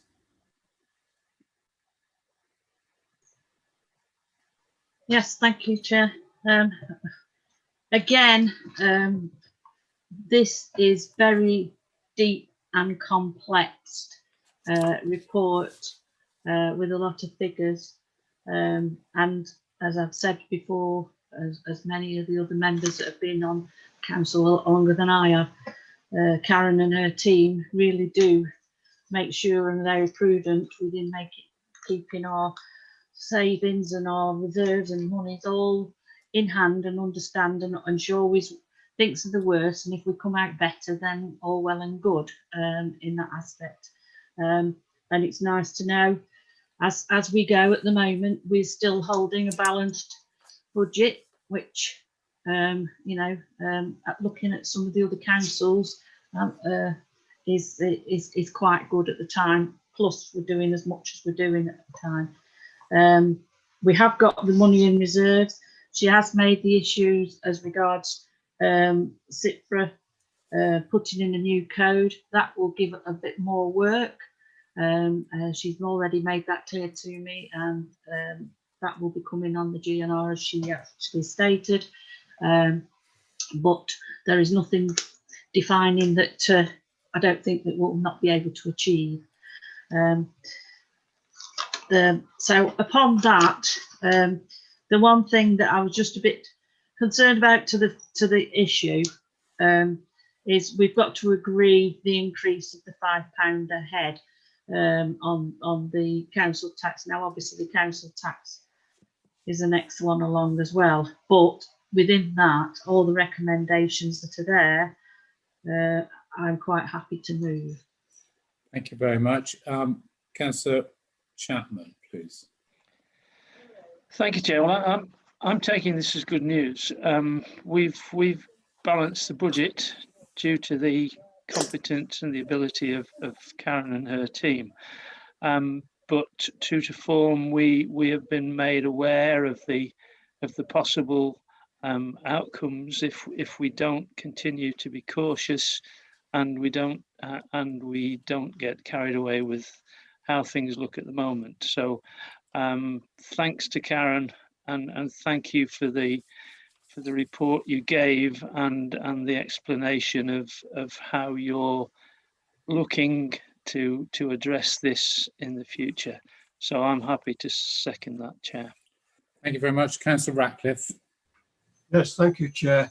I mean, I am genuinely pleased that both Councillor Bull and Councillor Chapman are coming at this from a sort of glass half full perspective. I think you have to be optimistic, and I'm sorry really that, you know, I feel I've got the Cassandra complex this evening if you know your Greek myths.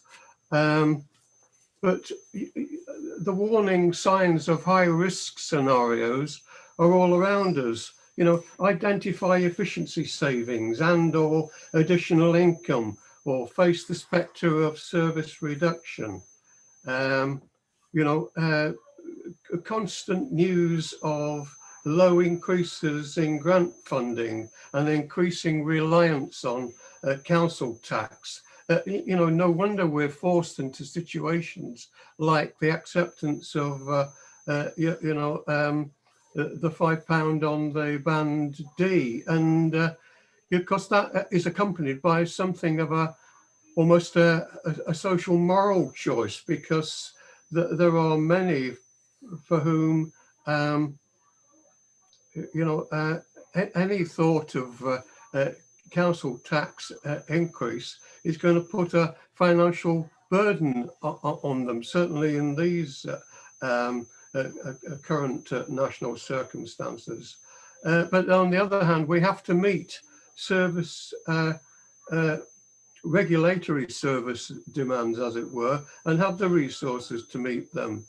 But of course, there comes a tipping point at which it starts to become impossible to do more with less, and you have to think of a reduction.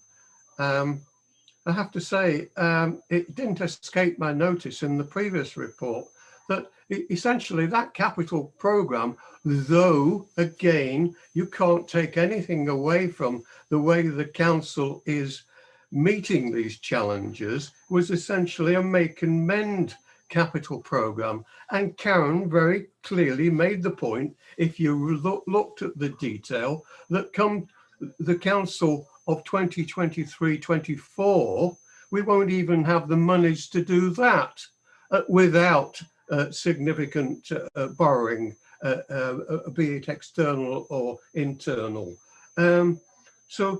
These warning signs are all around us, and it's just a shame, really, that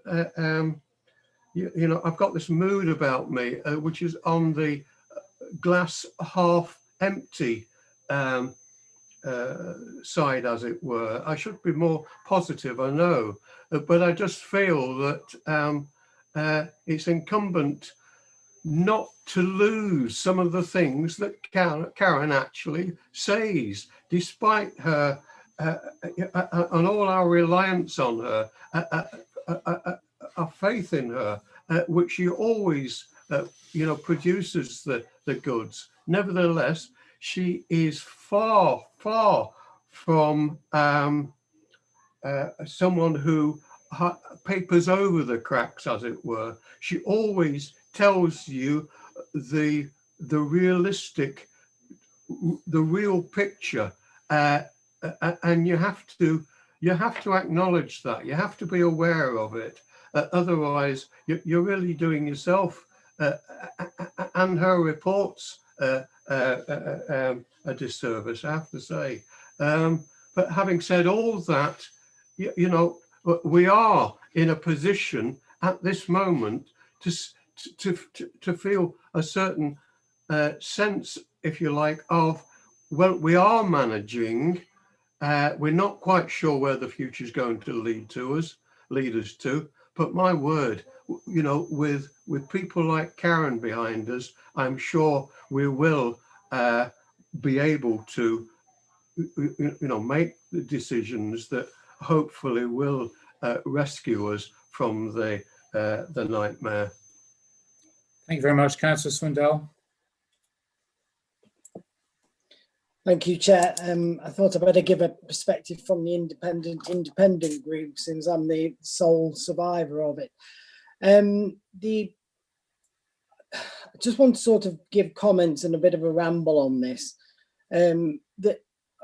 First of all, when I read the report and I saw the increase, although none of us and no resident in the Derbyshire Dales likes an increase, I was surprised to see how small it actually was. I thought we'd go right to the maximum, to where a referendum Sorry, limit Colin, you're is. talking about the council tax. I mean, we're Yeah. coming on to that setting at item 10.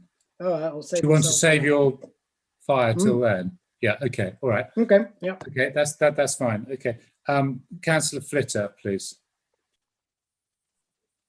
Thank you, Chair. Well, it's interesting that, to listen to Mike tonight, because usually it becomes very political at this stage. And as those that know me know that I'm not apolitical, and I don't believe in the blame game. But this budget, the way we discuss the budget is far different from the years past, when we used to speak for quite a while and have very good debates. But the budget tonight has been difficult to support or vote against, because our first instinct as a group was the effect on local people.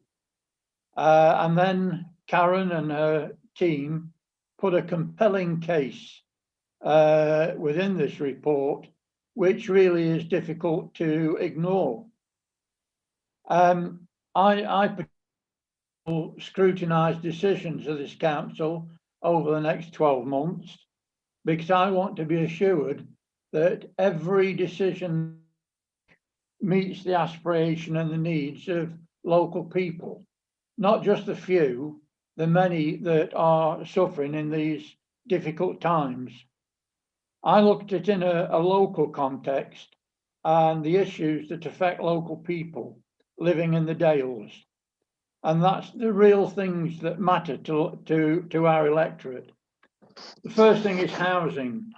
You know, we have an excellent housing team, improving living standards, apart from housing associations, attracting government grants, and we're happy to contribute to affordable housing wherever we can.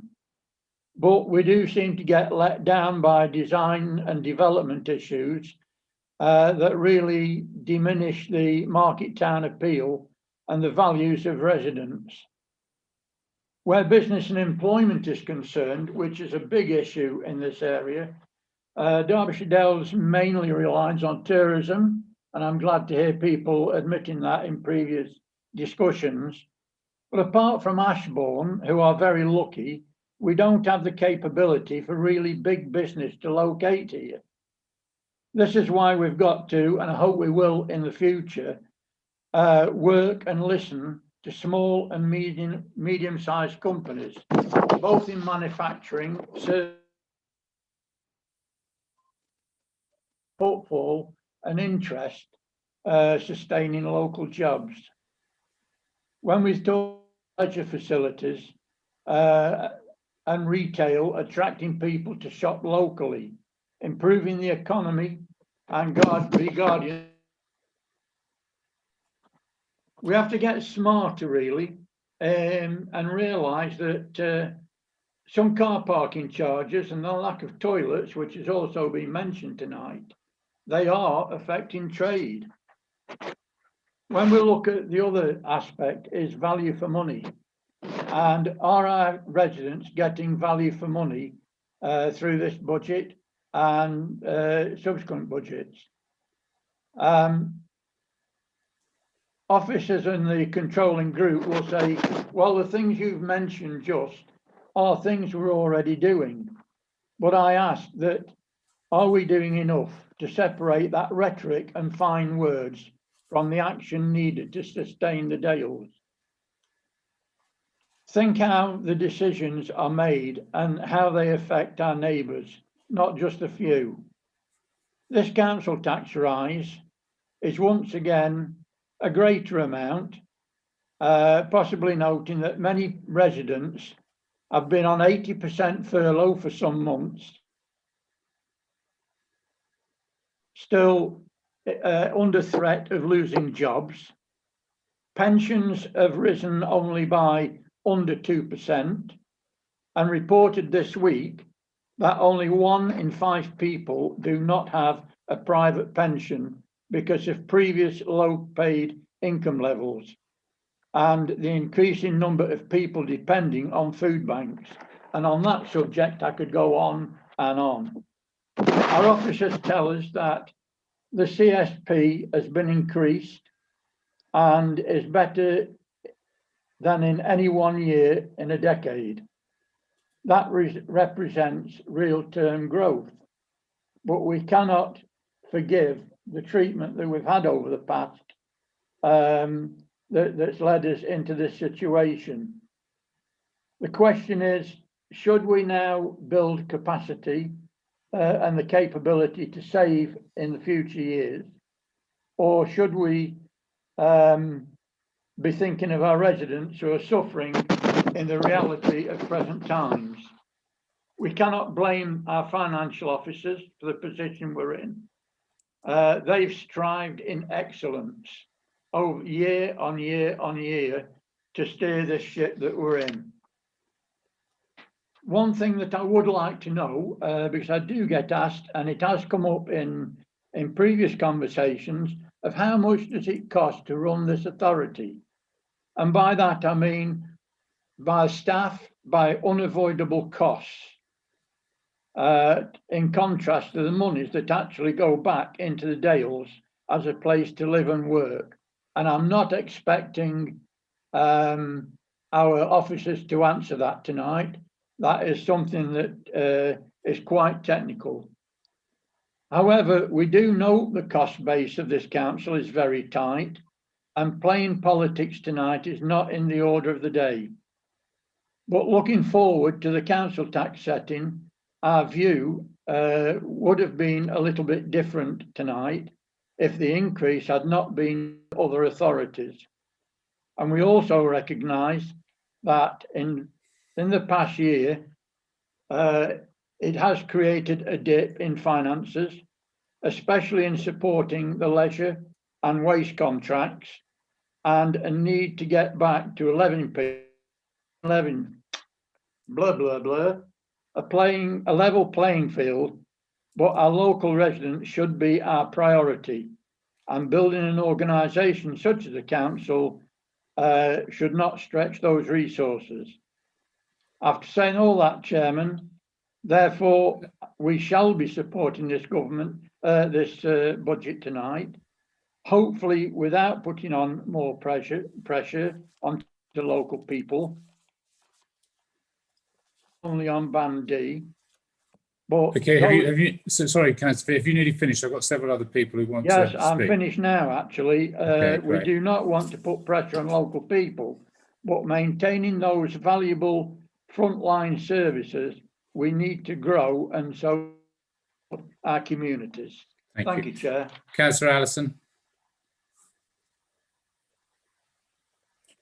Thank you, Chair. I just want to comment on the consultation process around this. I think it's been picked up before that there seems to be a real lack of engagement by the residents of the Derbyshire Dales. Looking through what was sent out this afternoon, there were 32 responses.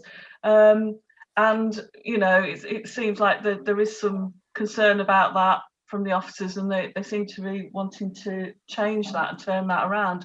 Whether that's because you're using the wrong channels to try and reach people, or people just don't understand whether it has any relevance to the processes that we're going through of the, you know, the comments that they make. And really that's my question. What do you do with this information that you get back? What is a consultation for? I think that's rhetorical. It's not rhetorical. No, it isn't a rhetorical question. It is a question asking. You've got responses from residents. What are you using that information for? What does it inform? Okay, hold on. Shall we come back to Steve on that? I'm getting a bit of sound back here. Can we back on to Steve? Does Steve want to answer that, or Karen? Well, I can make a start, Chairman, and perhaps Karen can kick in. Mm-hmm. Okay, please. Steve, do you want to make a start? You're on mute. Yeah. Yes, sorry. I mean, Karen can, on the details of the budget, I mean, on most proposals, when we consult, It's to test the water. It's to get a range of opinions to see what people think, and that will help shape policy. I mean, the example which goes back to budgeting issues is the charging for garden waste. It's not something anybody wanted to do, but we had to do it, and therefore we consulted to find the best way to do it. So that's often the position we do. It's not when we consult, we get the information we need to do what we need to do in the best way possible, recognising it's not always going to be what people want. Karen might be able to say more with regard to the budget consultation. Karen?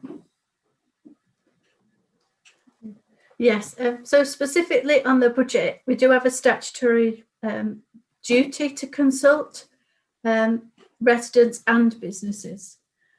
This year, the process was different to in the past for two reasons. First of all, in the past, we've normally done a lot of our consultation at the community forums, but we couldn't hold those this year. And secondly, because I'll be honest with you, this year we were very late in pulling the budget figures together, so we didn't have as much time as usual to prepare for the consultation or for as long a period as normal to hold the consultation over. So it was rushed this year.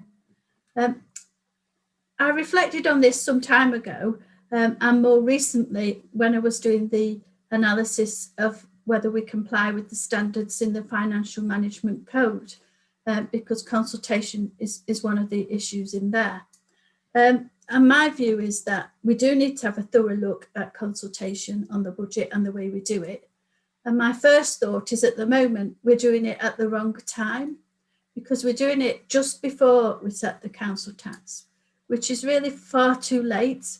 What we should be doing is carrying out some budget consultation in perhaps August or September, so that if we get suggestions from the public to either improve, enhance or reduce services, then we've got a few months to look into those suggestions thoroughly and actually change the budget to reflect those. Whereas the suggestions we've received in the last 2 weeks, it's almost too late to address them. A lot of the responses I've had have just been saying they support the council tax increase or they don't. Some responses asked questions which I've tried to answer within the time that I've had. And, you know, that's about the face of it. So yes, you're right. We haven't done a thorough job on consultation. I do want to improve it. And as well as just doing the website survey, I'd like to do something with focus groups. We've done that in the past. We've done it with staff. We did it with staff members and the public one year, and it worked really well. And I'd like to get back to doing that again, but bring it forward. Okay, thank you very much, Karen. I've got several speakers on this. I'd just like to say we'll be taking a short break after this item, then coming to the council tax setting after that, even if we go beyond 8:30. So, Councillor O'Brien. Thank you, Chair. Can I start off by thanking Councillor Allison for raising that last point, and for Karen for acknowledging the issue. To me, it's not surprising that only 30 people, 32 or 30 people engage in the consultation process, because I'm sure that the other 50-odd thousand who didn't see that it's a complete waste of time. So I'm pleased that Karen acknowledges that. I want to go back to draw on what Councillor Fitter has so excellently and eloquently put this evening. In doing so, I will say I arrive at a different conclusion from his analysis. It's quite right that many thousands of our households and residents of the district have had to exist on 80% of their income for most of this year, 80% or less, and will continue to have to do so until at least the end of this September. Sue Bull is quite right as well that the report we've got before us is a very technical and financial report, but it's one which has very human consequences on our residents of the district. we did have a choice in making a recommendation on the level of council tax in recommendation 1. As we've been told, we had a much more generous financial settlement from the government than was anticipated. And we'll see from section 8 that we chose to use that benefit to the advantage of the council in not seeking savings, rather than looking perhaps to the opportunity to acknowledge the financial difficulties that many thousands of our residents have had. That's a choice that we're being asked to make. It's not a choice that I would have made. If we do agree to the recommendation, what I would like is to publicly acknowledge the difficulties that our residents have faced in passing this recommendation. If it's passed, it's a very dry recommendation, and it makes no acknowledgement whatsoever, I'm afraid, that we as a council accept and acknowledge the difficulties that our residents have had. So in not being able to fully support the recommendations, I would ask that we do consider some form of acknowledgement to show that we do as a council accept there are human consequences to this decision we're taking this evening. Right, okay, thank you. I've got Councillor Wakeman next, please. Yes, I'd like to thank Karen for this report. It's very good. I could disagree with Peter O'Brien though. The consultation, I think a lot of people haven't done it because they've got trust in the officers and the people doing it. So yes, Karen, thank you very much. Councillor Hughes, I've got you, don't worry. Councillor Hughes. Thank you, Chair. Yes, I think I must congratulate and commend officers and previous councils for maintaining services when central government financing of local authorities has been so drastically reduced over the last decade, is it? And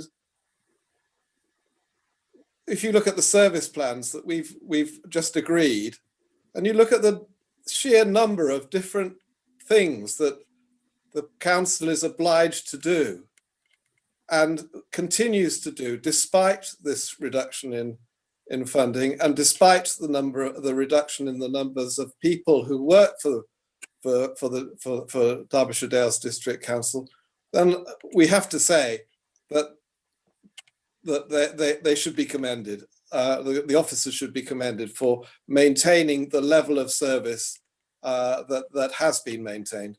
The Liberal Democrats were in a meeting this afternoon with the planning team and Paul Wilson, and we asked, or one of us asked, about whether there were enough people in the enforcement team, and we got a sort of hedged response, which I sort of concluded meant that maybe we needed some more people in the enforcement team. But planning, like everybody else in the council, is providing the service as best they can with the individuals concerned. And overall, the level of satisfaction with the council services is high. So I commend this revenue budget, and I take my hat off to all those who have managed to preserve the services over the years, despite the fall in revenue from central sources, which has had to be made up by increases in council taxes, as far as that it's possible to do that. So thank you very much. Councillor Slack. Councillor Slack. Yeah, thank you, Chair. I'll be as brief as possible because I know we all want to go for a cuppa. This Councillor Ratcliffe mentioned half full and half empty the glass. I think he's got that right, really. It is a neutral position. It's a very measured, Karen's team have very measured this budget quite excellently, really. And their advice that Karen and her team are bringing to the council is very good indeed. It's excellent. And we do trust, we do put a trust in Karen and her team to deliver the warnings in future, what's in front of us, and measure what's happening at the moment. It was also mentioned by a previous councillor that why are things not as robust and argumentative as they used to be many years ago when this budget and the budget time came up. I think now, I think now a little bit political really, but I think now the Conservatives haven't got the vast majority they had previously. It's a smaller majority, and they've got to work together and be more consensus. And I think this is bringing better results. Personally, I think being by, I mean, Chief Executive Paul Wilson said a couple of years ago that we've got to work as a team more together. And I think this is happening really. I think we're getting a lot of workshops going in climate change, in biodiversity, and all these things are bringing us all working together better than what it were when I first came on the council, because it was always blood and fire at this time of year. And now it's people are more conciliatory and listen and study it and bring their points of view. And I think this, I don't go on any longer then, Chair. Okay, thank you very much. Are you dry? I've got so we've got some other people to talk. Councillor Subel. Yes, thank you, Chair. Considering that obviously that I did the proposal and hearing the question from Councillor Allison and the request, well, the answers from Karen, could I add to this recommendation putting forward on a proposal that we do have a public consultation at a different time of year for the benefit of this budget and vote on it now rather than it having to come back to an individual separate meeting? I think then we can move further forward on this. So I would like to be able to put that forward if anybody finds a seconder for that one, please. Let me just run that past James while we get a couple of other contributions. Okay, how about that? Councillor Sue Burford. Thank you, Chair. I wasn't going to say anything, but I can't resist it. Oh, right, okay. And I will be brief. I think we're in the position, aren't we? And we have been for some time, where we're asking our officers to do really a very difficult job, and especially the likes of Karen trying to balance the books, and all the officers, in fact, for trying to protect the services that our residents not only need but deserve. I mean, we've been, I think somebody said before, we've been faced with huge increases in waste collection service and freedom leisure and various other things. But I think we have to be clear, and I'm going to be clear, that local government's been starved of finance by the government, and I don't really think anything's going to change. There didn't seem to be anything in the budget to really support local government. We have to do our own thing in a way with limited resources. I would just like to pick up something that Councillor Wakeman said. For what it's worth, I would say that the reason that people don't fill in these consultations is that because they know some increase is absolutely inevitable, and I think that's why they don't do it. The problems that we've got just sort of get compounded, don't they, really? And I think one of the difficulties that we have in trying to put over the issues that we're talking about is that when council tax demands fall on people's doorsteps through the letterboxes, they see an amount, and you know, why should they spend the time trying to work out all the ins and outs of who collects it? What they see is a figure, and we all know that the county council takes an awful lot. The police increase is enormous, so you know, we do very well considering the constraints that we have. But you know, let's be clear that some of us believe that we're not getting a fair deal from this government. Okay, thank you very much. We've just got to go for a vote about continuing after 8:30, and I'll explain the procedure after that. I so moved. Did I find a seconder? Councillor Atkin. Thank you very much. Hands up, please. Okay, we can move. We can go on, and we'll take a break after this item. Thank you, Councillor Burford. I've got Councillor Buckler, and then finally Councillor Purdy. Councillor Buckler. Yeah, thanks. I'm going to reiterate the stuff that that Councillor Hughes and Councillor Burford have just said. That I was struck at the workshop that we had with Karen a few weeks ago about setting the budget. The catastrophic impact that there's been on local authority budgets from reductions in central government funding. And it is almost inevitable that we increase council taxes because it has to be done. And there's been very little sort of communication from people about the fact that that's what's happening. You know, that is becoming the mechanism. Council tax raises are becoming the only mechanism by which we can pay for local services. And as a local authority, we need to be communicating that, because you know, we are the people we are the organisations that are going to be blamed for constantly increasing council tax. And it's you know, it's being deliberately done by central government, and we need to make sure that everybody is aware of that, and we should be saying that at every available opportunity. Thanks. Okay, thank you very much, Councillor Buckler. I just need to go to James about clarification of Sue Bull's addition. James. Thank you, Chair. I'd just like to check with Councillor Bull exactly what she's proposing. Are you proposing that we do further consultation around budget priorities, which I believe is already underway, is done regularly, and Steve would be able to comment on that?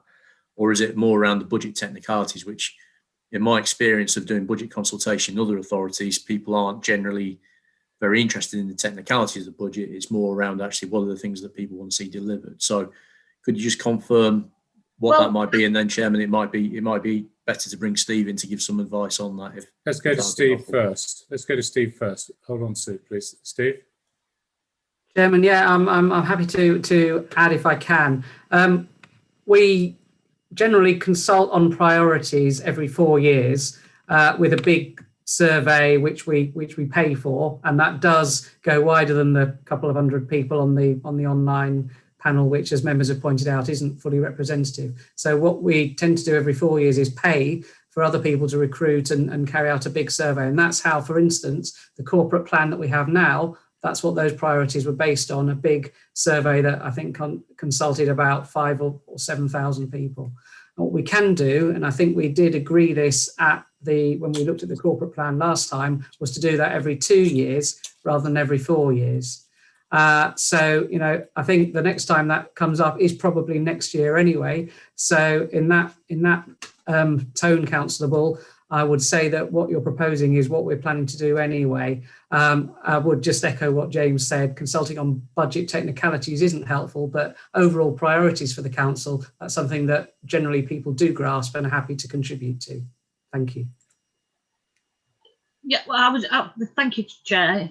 I was just listening to the fact of, you know, Karen was stating that it is a must that we do. We go out for consultation before the budget is set, and obviously when we get this data back, there isn't enough time to process that data, and you know, in Karen's words, it was probably something that ought to be done a bit earlier in the year.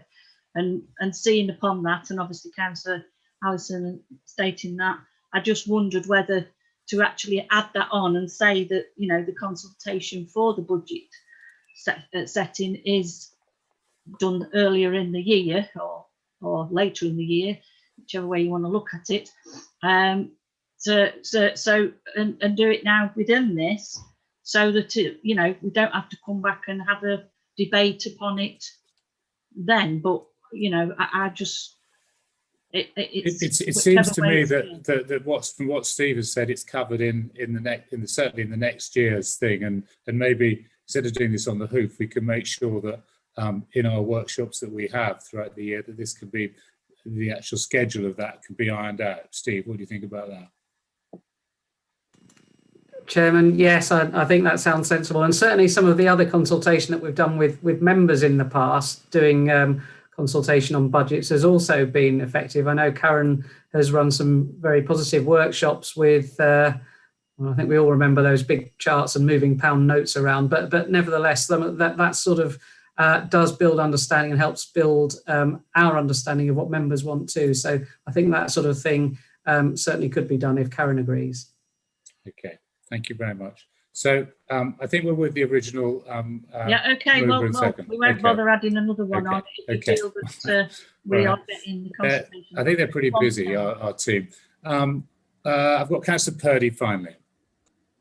Thank you, Chair. Well, there's an awful lot to respond to. I'll try and pick out the points if I may. Let's face it, we're at a point now as a result of the austerity years. And then we had the council tax freezes. And so, yes, local authorities have been bled. I'm not happy with the government stance in that we've got to recoup some monies through the tax, and we are making our views known on that. And in fact, I'm on a virtual webinar with Robert Jenrick tomorrow. So I think that this pragmatic approach by Karen has worked wonders, and Councillor Ratcliffe is right. It is a full half glass scenario. And you're right to be pessimistic, Mike. And I'm pleased that we've not got a pessimistic finance officer. I'm pleased we've got a prudent finance officer. But let's face it, let's look around our authority. We wouldn't like to be in Amber Valley shoes. We're extremely lucky with the fact that we've had, in my lifetime and your lifetime, Councillor Ratcliffe, really good chief financial officers. And probably Phil is still sunning it on the beaches in Greece. So you might look to retirement, Karen, and think you'll go to Greece or wherever. But seriously, we have got great difficulty here in imposing taxes upon our hard-worked and hard-stressed residents. But unless we put this modest tax increase on, then we're going to struggle to meet our financial burden. And it is a burden. Karen spelt it out. Amber Valley's in big trouble, and I don't want this authority to get into trouble that way. I feel enormously proud as leader of this authority, blessed with the council officers we've got. I just wish we could have been in a time where some of you, likes of Councillor Ratcliffe and Flitter, enjoyed times where there seemed to be abundance of budget and no restraint on it. And so since 2010, we've had nothing but terrible, terrible decisions to make. And here we are in a still terribly difficult situation.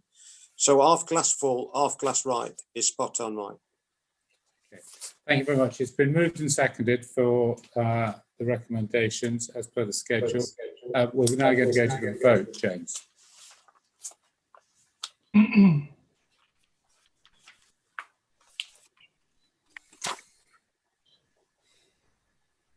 Apologies, Chair, I was muted there. Councillor Allison. For. Councillor Archer. For. Councillor Atkin. For. Councillor Buckler. For. Councillor Bull. For. Councillor Martin Burfoot. For. Councillor Sue Burfoot. For. Councillor Buttle. For. Councillor Chapman. For. Councillor Donnelly. For. Councillor Elliott. For.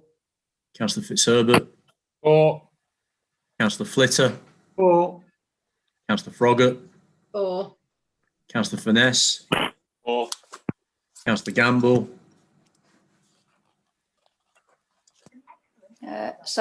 For. Thank you. Councillor Hill. For. Councillor Hobson. For. Councillor Hughes. For. Councillor Lees. For. Councillor Tony Morley. For. Councillor Michelle Morley. For. Councillor O'Brien. Abstain. Councillor Purdy. For. Councillor Ratcliffe. For. Councillor Rose. Councillor Rose. For. Thank you. Councillor Salt. For. Councillor Shirley. I don't know where he is. Andrew Shirley. Move on. Councillor Slack. For. Councillor Statham, 4. Councillor Sutton, 4. Councillor Swindell, 4. and Councillor Wakeman. 4. Okay, thank you very much. That motion is carried. Okay, I think we take a break now and come back at 10:02 to do the item that we must deal with tonight, which is item 10, the council tax setting. We'll look to be moving the other items to another meeting. So 10:02, 8:50, we return. Thank you. 10 minutes.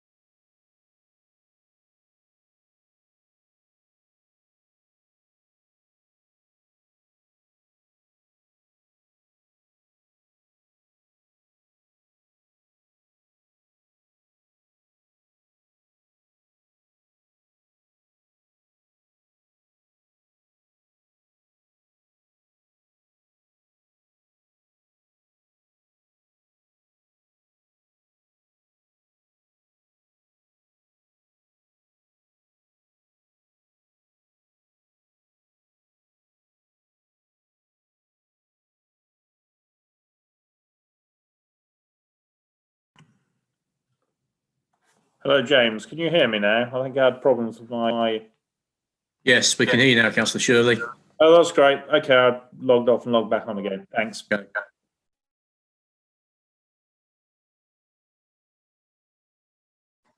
I think you've got me back now, James. Yes, you're back, Councillor Atkin.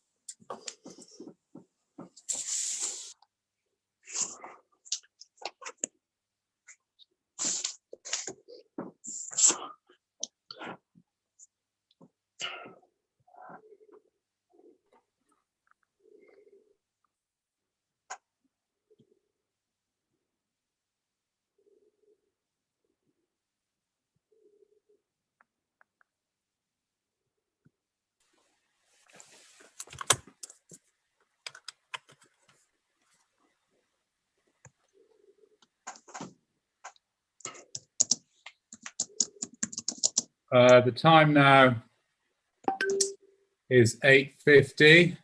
We'll just wait for everyone to get back into the room. I think we've lost Councillor Ratcliffe, just for the record. I think we've lost Councillor Raw. And Andrew Shirley voted 4 in the chat bar, so I think his sound wasn't working. So just to clear up that housekeeping. And Sue Burfoot and Claire Gamble, are you back in the room?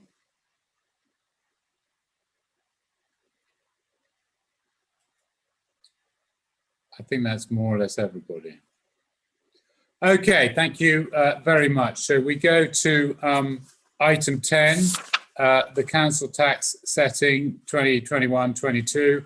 And obviously I've got Councillor Swindell on my list to talk. And Karen, please. Karen. Thank you. I'll keep this one short. This is a technical report following the revenue budget that you've just set for Derbyshire Dales. This report brings together the Derbyshire Dales council tax with those set by the other major preceptors and town and parish councils. The outcome, as the report shows, is an average increase in the council tax for 2021-22 of 3% to the total bill. And the empty homes premium that we introduced in 2019-20 will remain for the coming year. Thank you. Okay, Councillor Purdy, please. Thank you, Chair. Well, I won't say I'm happy to move this recommendation, Chair. I think it's a necessity to move it. Picking up Councillor O'Brien's point, it's always customary that press release is set out following this decision. And I'm more than happy to give an explanation as to the whys and wherefores of having to set this budget. I was on the police crime panel when it was moved, and that's been criticised tonight. But the conundrum there is that those monies are going into extra police. And so if you cry for extra police, and unless you fund it, you don't get extra police. So here we have a need for services and goods delivery, and there's a need therefore to service. I'd like also to pick up on the points raised by Councillor Fisher and Councillor Slack.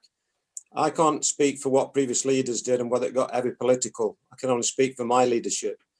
And the reason you've got one team is from Paul and CLT, yes, but it's out of the talks that were held in the very beginning with Councillor Sue Hobson and myself and Paul and the team in what we wanted from our group. And yes, we are in a minority group. We've always strived to work together. I come from a police service where you are dependent on your colleagues to work as one team. And I sincerely want this authority to be one team. So I have to say I'm like Joyce Pawley in this regard. Joyce Pawley voted with us sometimes because she saw the sense, and I vote where I put my heart and common sense. I actually think politics gets in the way, quite frankly, of decision making. So enough of a rant from me, Chair. I'll move the recommendation. Councillor Hobson. I'm happy to second, but does Councillor Swindell want to speak first, do you think? That's very kind of you, Councillor Swindell. Well, to let Councillor Hobson speak if she wants to second it, Chair.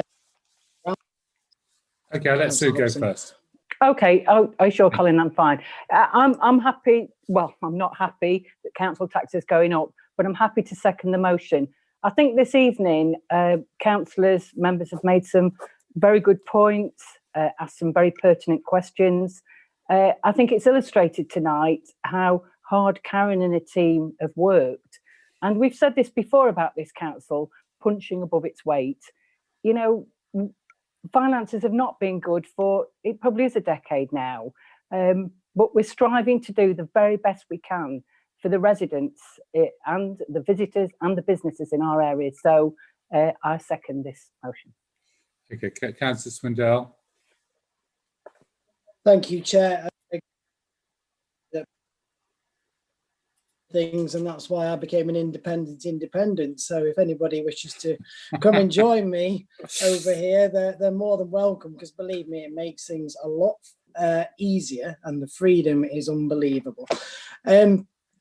Chair, I'm sorry I sort of started my rant in the previous agenda item. I know these two sort of blur, and in the past we've kind of just flick through this one, and everybody's had the debate in the previous agenda item. But what I was saying was I was surprised to see that the council tax was as low as it was. And the reason that I say that is because we've come through an awful year, a really awful year, and we've had to make some big important decisions on what we spend money on. We've handed a lot of money over to support freedom. We've given money to help support Serco. We've lost income through parking charges and so on. And we've had to make difficult decisions to introduce charges such as for the green waste. So it has been a really tough year. But the council tax being so low was quite warming to see. But I go back to what Councillor Ratcliffe said. It's so due as well. So you've got the practical side, the pragmatic person in me with my head saying that this is a balanced budget, well put together by Karen, officers and her team. And then there's the heart in me, the moral side, which looks out there at the wider community and what everybody's been through over the past year. And there are people genuinely struggling. I'm sure we've all met people in our own wards. I've had people who have cried in front of me because of losing their business, losing their job, not being able to make ends meet. And it has genuinely been that tough for some people. And an increase in their council tax bill is, although our part of it is quite small, is going to be an added burden to them. I've got to say, I know we're talking local at the moment. One thing I was disappointed and I thought might come out of this was when we had the credit crunch and we were going through the austerity. After that, the government gave us grants in support and we were able to freeze council tax. I was really disappointed that that sort of scheme hasn't come forward. So I've got to vote for it, and I do so happily with the glass half full, knowing that it's a balanced budget and it will take us forward, and we've got to do this, otherwise we're going to be in an even bigger mess next year. The glass half empty because obviously what it could do to people's pockets and financial situations. So it's with a heavy heart that I will do it. Chair, after that ramble, can I just raise a point about the council tax premium, the 100% on empty properties? Yeah. This is something that when we first brought this in, I was very supportive of. Whenever we discussed empty homes in the Derbyshire Dales, Ackwood Cottage in Elton was always the case study. It sat empty for 30 years, a family home which could be used in the community. I'm pleased to say it has now been purchased in the last year, and a young lad in his late 20s, early 30s is renovating it to become his first home. So the council tax premium did its job.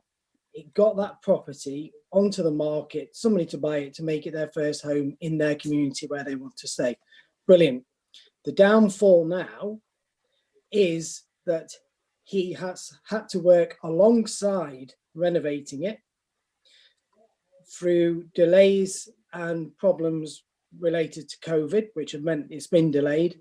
And he is now in the situation where he's now been whacked with 100% premium. So this is a young lad trying to work, trying to build a home, and is now an excellent policy suddenly reveals a big flaw to me. He's doing his best, but he's now got double the council tax.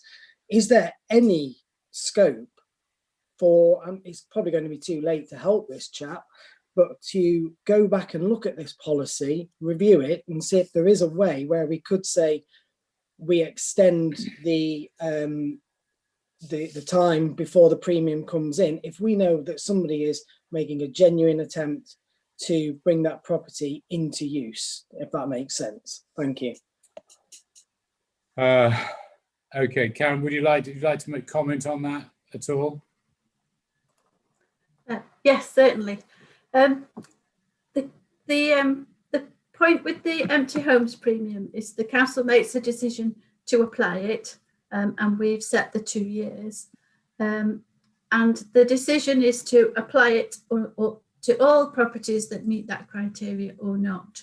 So we can't not apply it to certain properties if they meet the criteria. But what we can do is consider an application for a discretionary discount from those people that are hit with the premium and feel that to pay it would cause them undue financial hardship. I've had several applications during the year for those hardship reliefs. And I must admit, I haven't considered them all up to now because I wanted to wait till the end of the year to see how many applications we'd receive, assess the potential impact of those so that I could make sure that I could deal with each of them consistently within the budget that I've got. And this year, the government, if you remember, they did give us more money to help hardship cases. So if you remember, they gave us, I think it was £338,000, and we used the bulk of that to give people on CTS an extra £200, but we kept some back for hardship cases. So to try and cut a long story short, I have in the last couple of weeks started processing these applications for discounts, and a lot of them are from people that have been asked to pay the empty homes premium, asking for that to be removed. I can't comment on the particular case that Councillor Swindell's raised, but I am going through those now. So some people will be getting letters to say they have been awarded a discount to offset the empty homes premium. Okay, thank you very much, Karen. I think individual cases should come, direct to Karen rather than through this forum. But thank you for pointing out that anomaly. Councillor O'Brien. Thank you, Chair. I was pleased to see, interested to see a number of members nodding wisely when they're listening to Colin's invitation to go and join him. More seriously, I want to thank Councillor Purdy for agreeing that in his public statement on our budget, he does acknowledge on behalf of all of us the hardship that this will cause to quite a few families. I think that would be excellent on behalf of the council. The final point I want to make this evening is it's clear this evening that Joyce's death has had an impact on the meeting this evening, and I do hope that one of the legacies that we can carry forward is that continues in future meetings. Thank you very much, Councillor Fitter. Thank you, Chair. Well, as Karen says, that this report is just a technical report that's now factual. We can't make any alterations to what other people have done. It is self-explanatory, but I just want to add my thanks and Lib Dem thanks to Karen and her team officially for all the work that they have done, not only over the budget, but throughout the years, because they are a credit to this council. And just in relation to something Councillor Purdy says, yes, we all want to work as a one council, but it is proving very difficult. And I am looking for actions rather than words to achieve that one council theme. And I hope he takes that on board. Thank you, Chair. Councillor Slack. Thank you, Chair. Yeah, I'll be quite brief. I've been interested to what Colin was saying. It's we are big friends from, well, we're still friends, always. It's but I shan't be leaving my party. I'm sorry, Colin, but we're still friends. Anyway, looking at Karen, well, all the work she's done on this, same as Colin just said, Yed says it's right, and Karen recommends it, but Yart says, we've got to look at the people and the deprivation, what's happening, and all around our country, really. And Yart says, these people are suffering. People are suffering really bad, and we can't ignore that. but we just can't take more of that. So that's all really I've got to say. I do believe that we are working well together, and it is probably same as Joyce.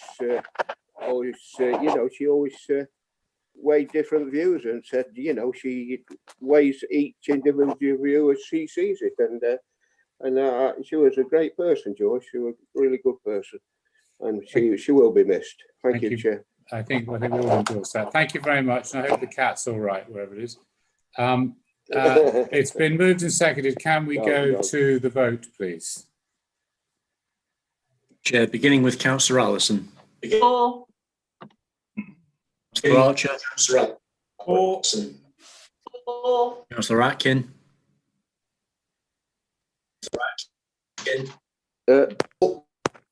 For. Councillor Buckler. For. Councillor Bull. For. Councillor Martin Burfoot. For. Councillor Sue Burfoot. For. Councillor Buttle. For. Councillor Chapman. For. Councillor Donnelly. For. Councillor Elliott. I think he's left. He's left, okay. Councillor Herbert. For. Councillor Flitter. For. Councillor Froggatt. For. Councillor Finesse. For. Councillor Gamble. Abstain. Councillor Hill. For. Councillor Hobson. For. Councillor Hughes. For. Councillor Lees. For. Councillor Tony Morley. For. Councillor Michelle Morley. For. Councillor O'Brien.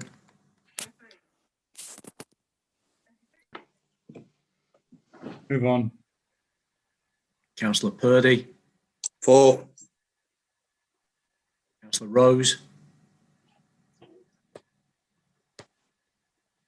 Lewis.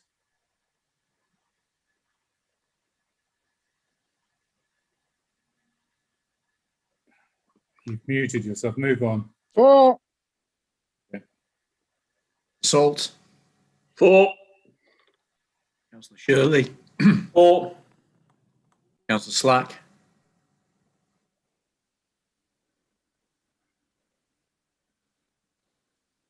Councillor Slack, are you still there?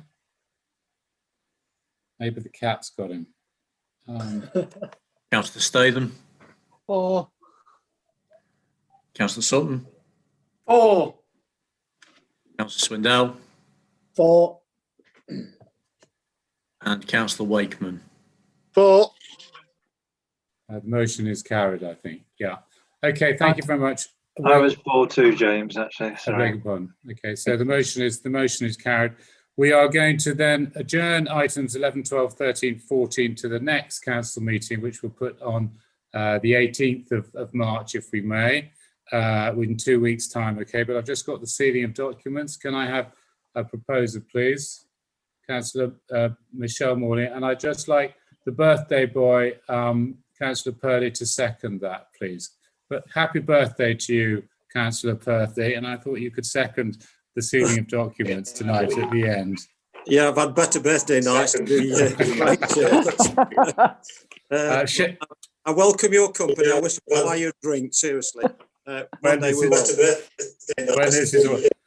up to approve the sealing of documents. That is carried. Happy birthday, Councillor Purdy. See you all on the 18th, folks. Okay. Yeah, thank you before very I go, much. I need to respond to Councillor Flitter's remarks. I did hear them. Please speak to me, Councillor Flitter, and let's see how we can be more collaborative. Happy to talk. Okay. Thank you very much. Okay. Good night, everyone. Bye. Good night. Thank you. Good night.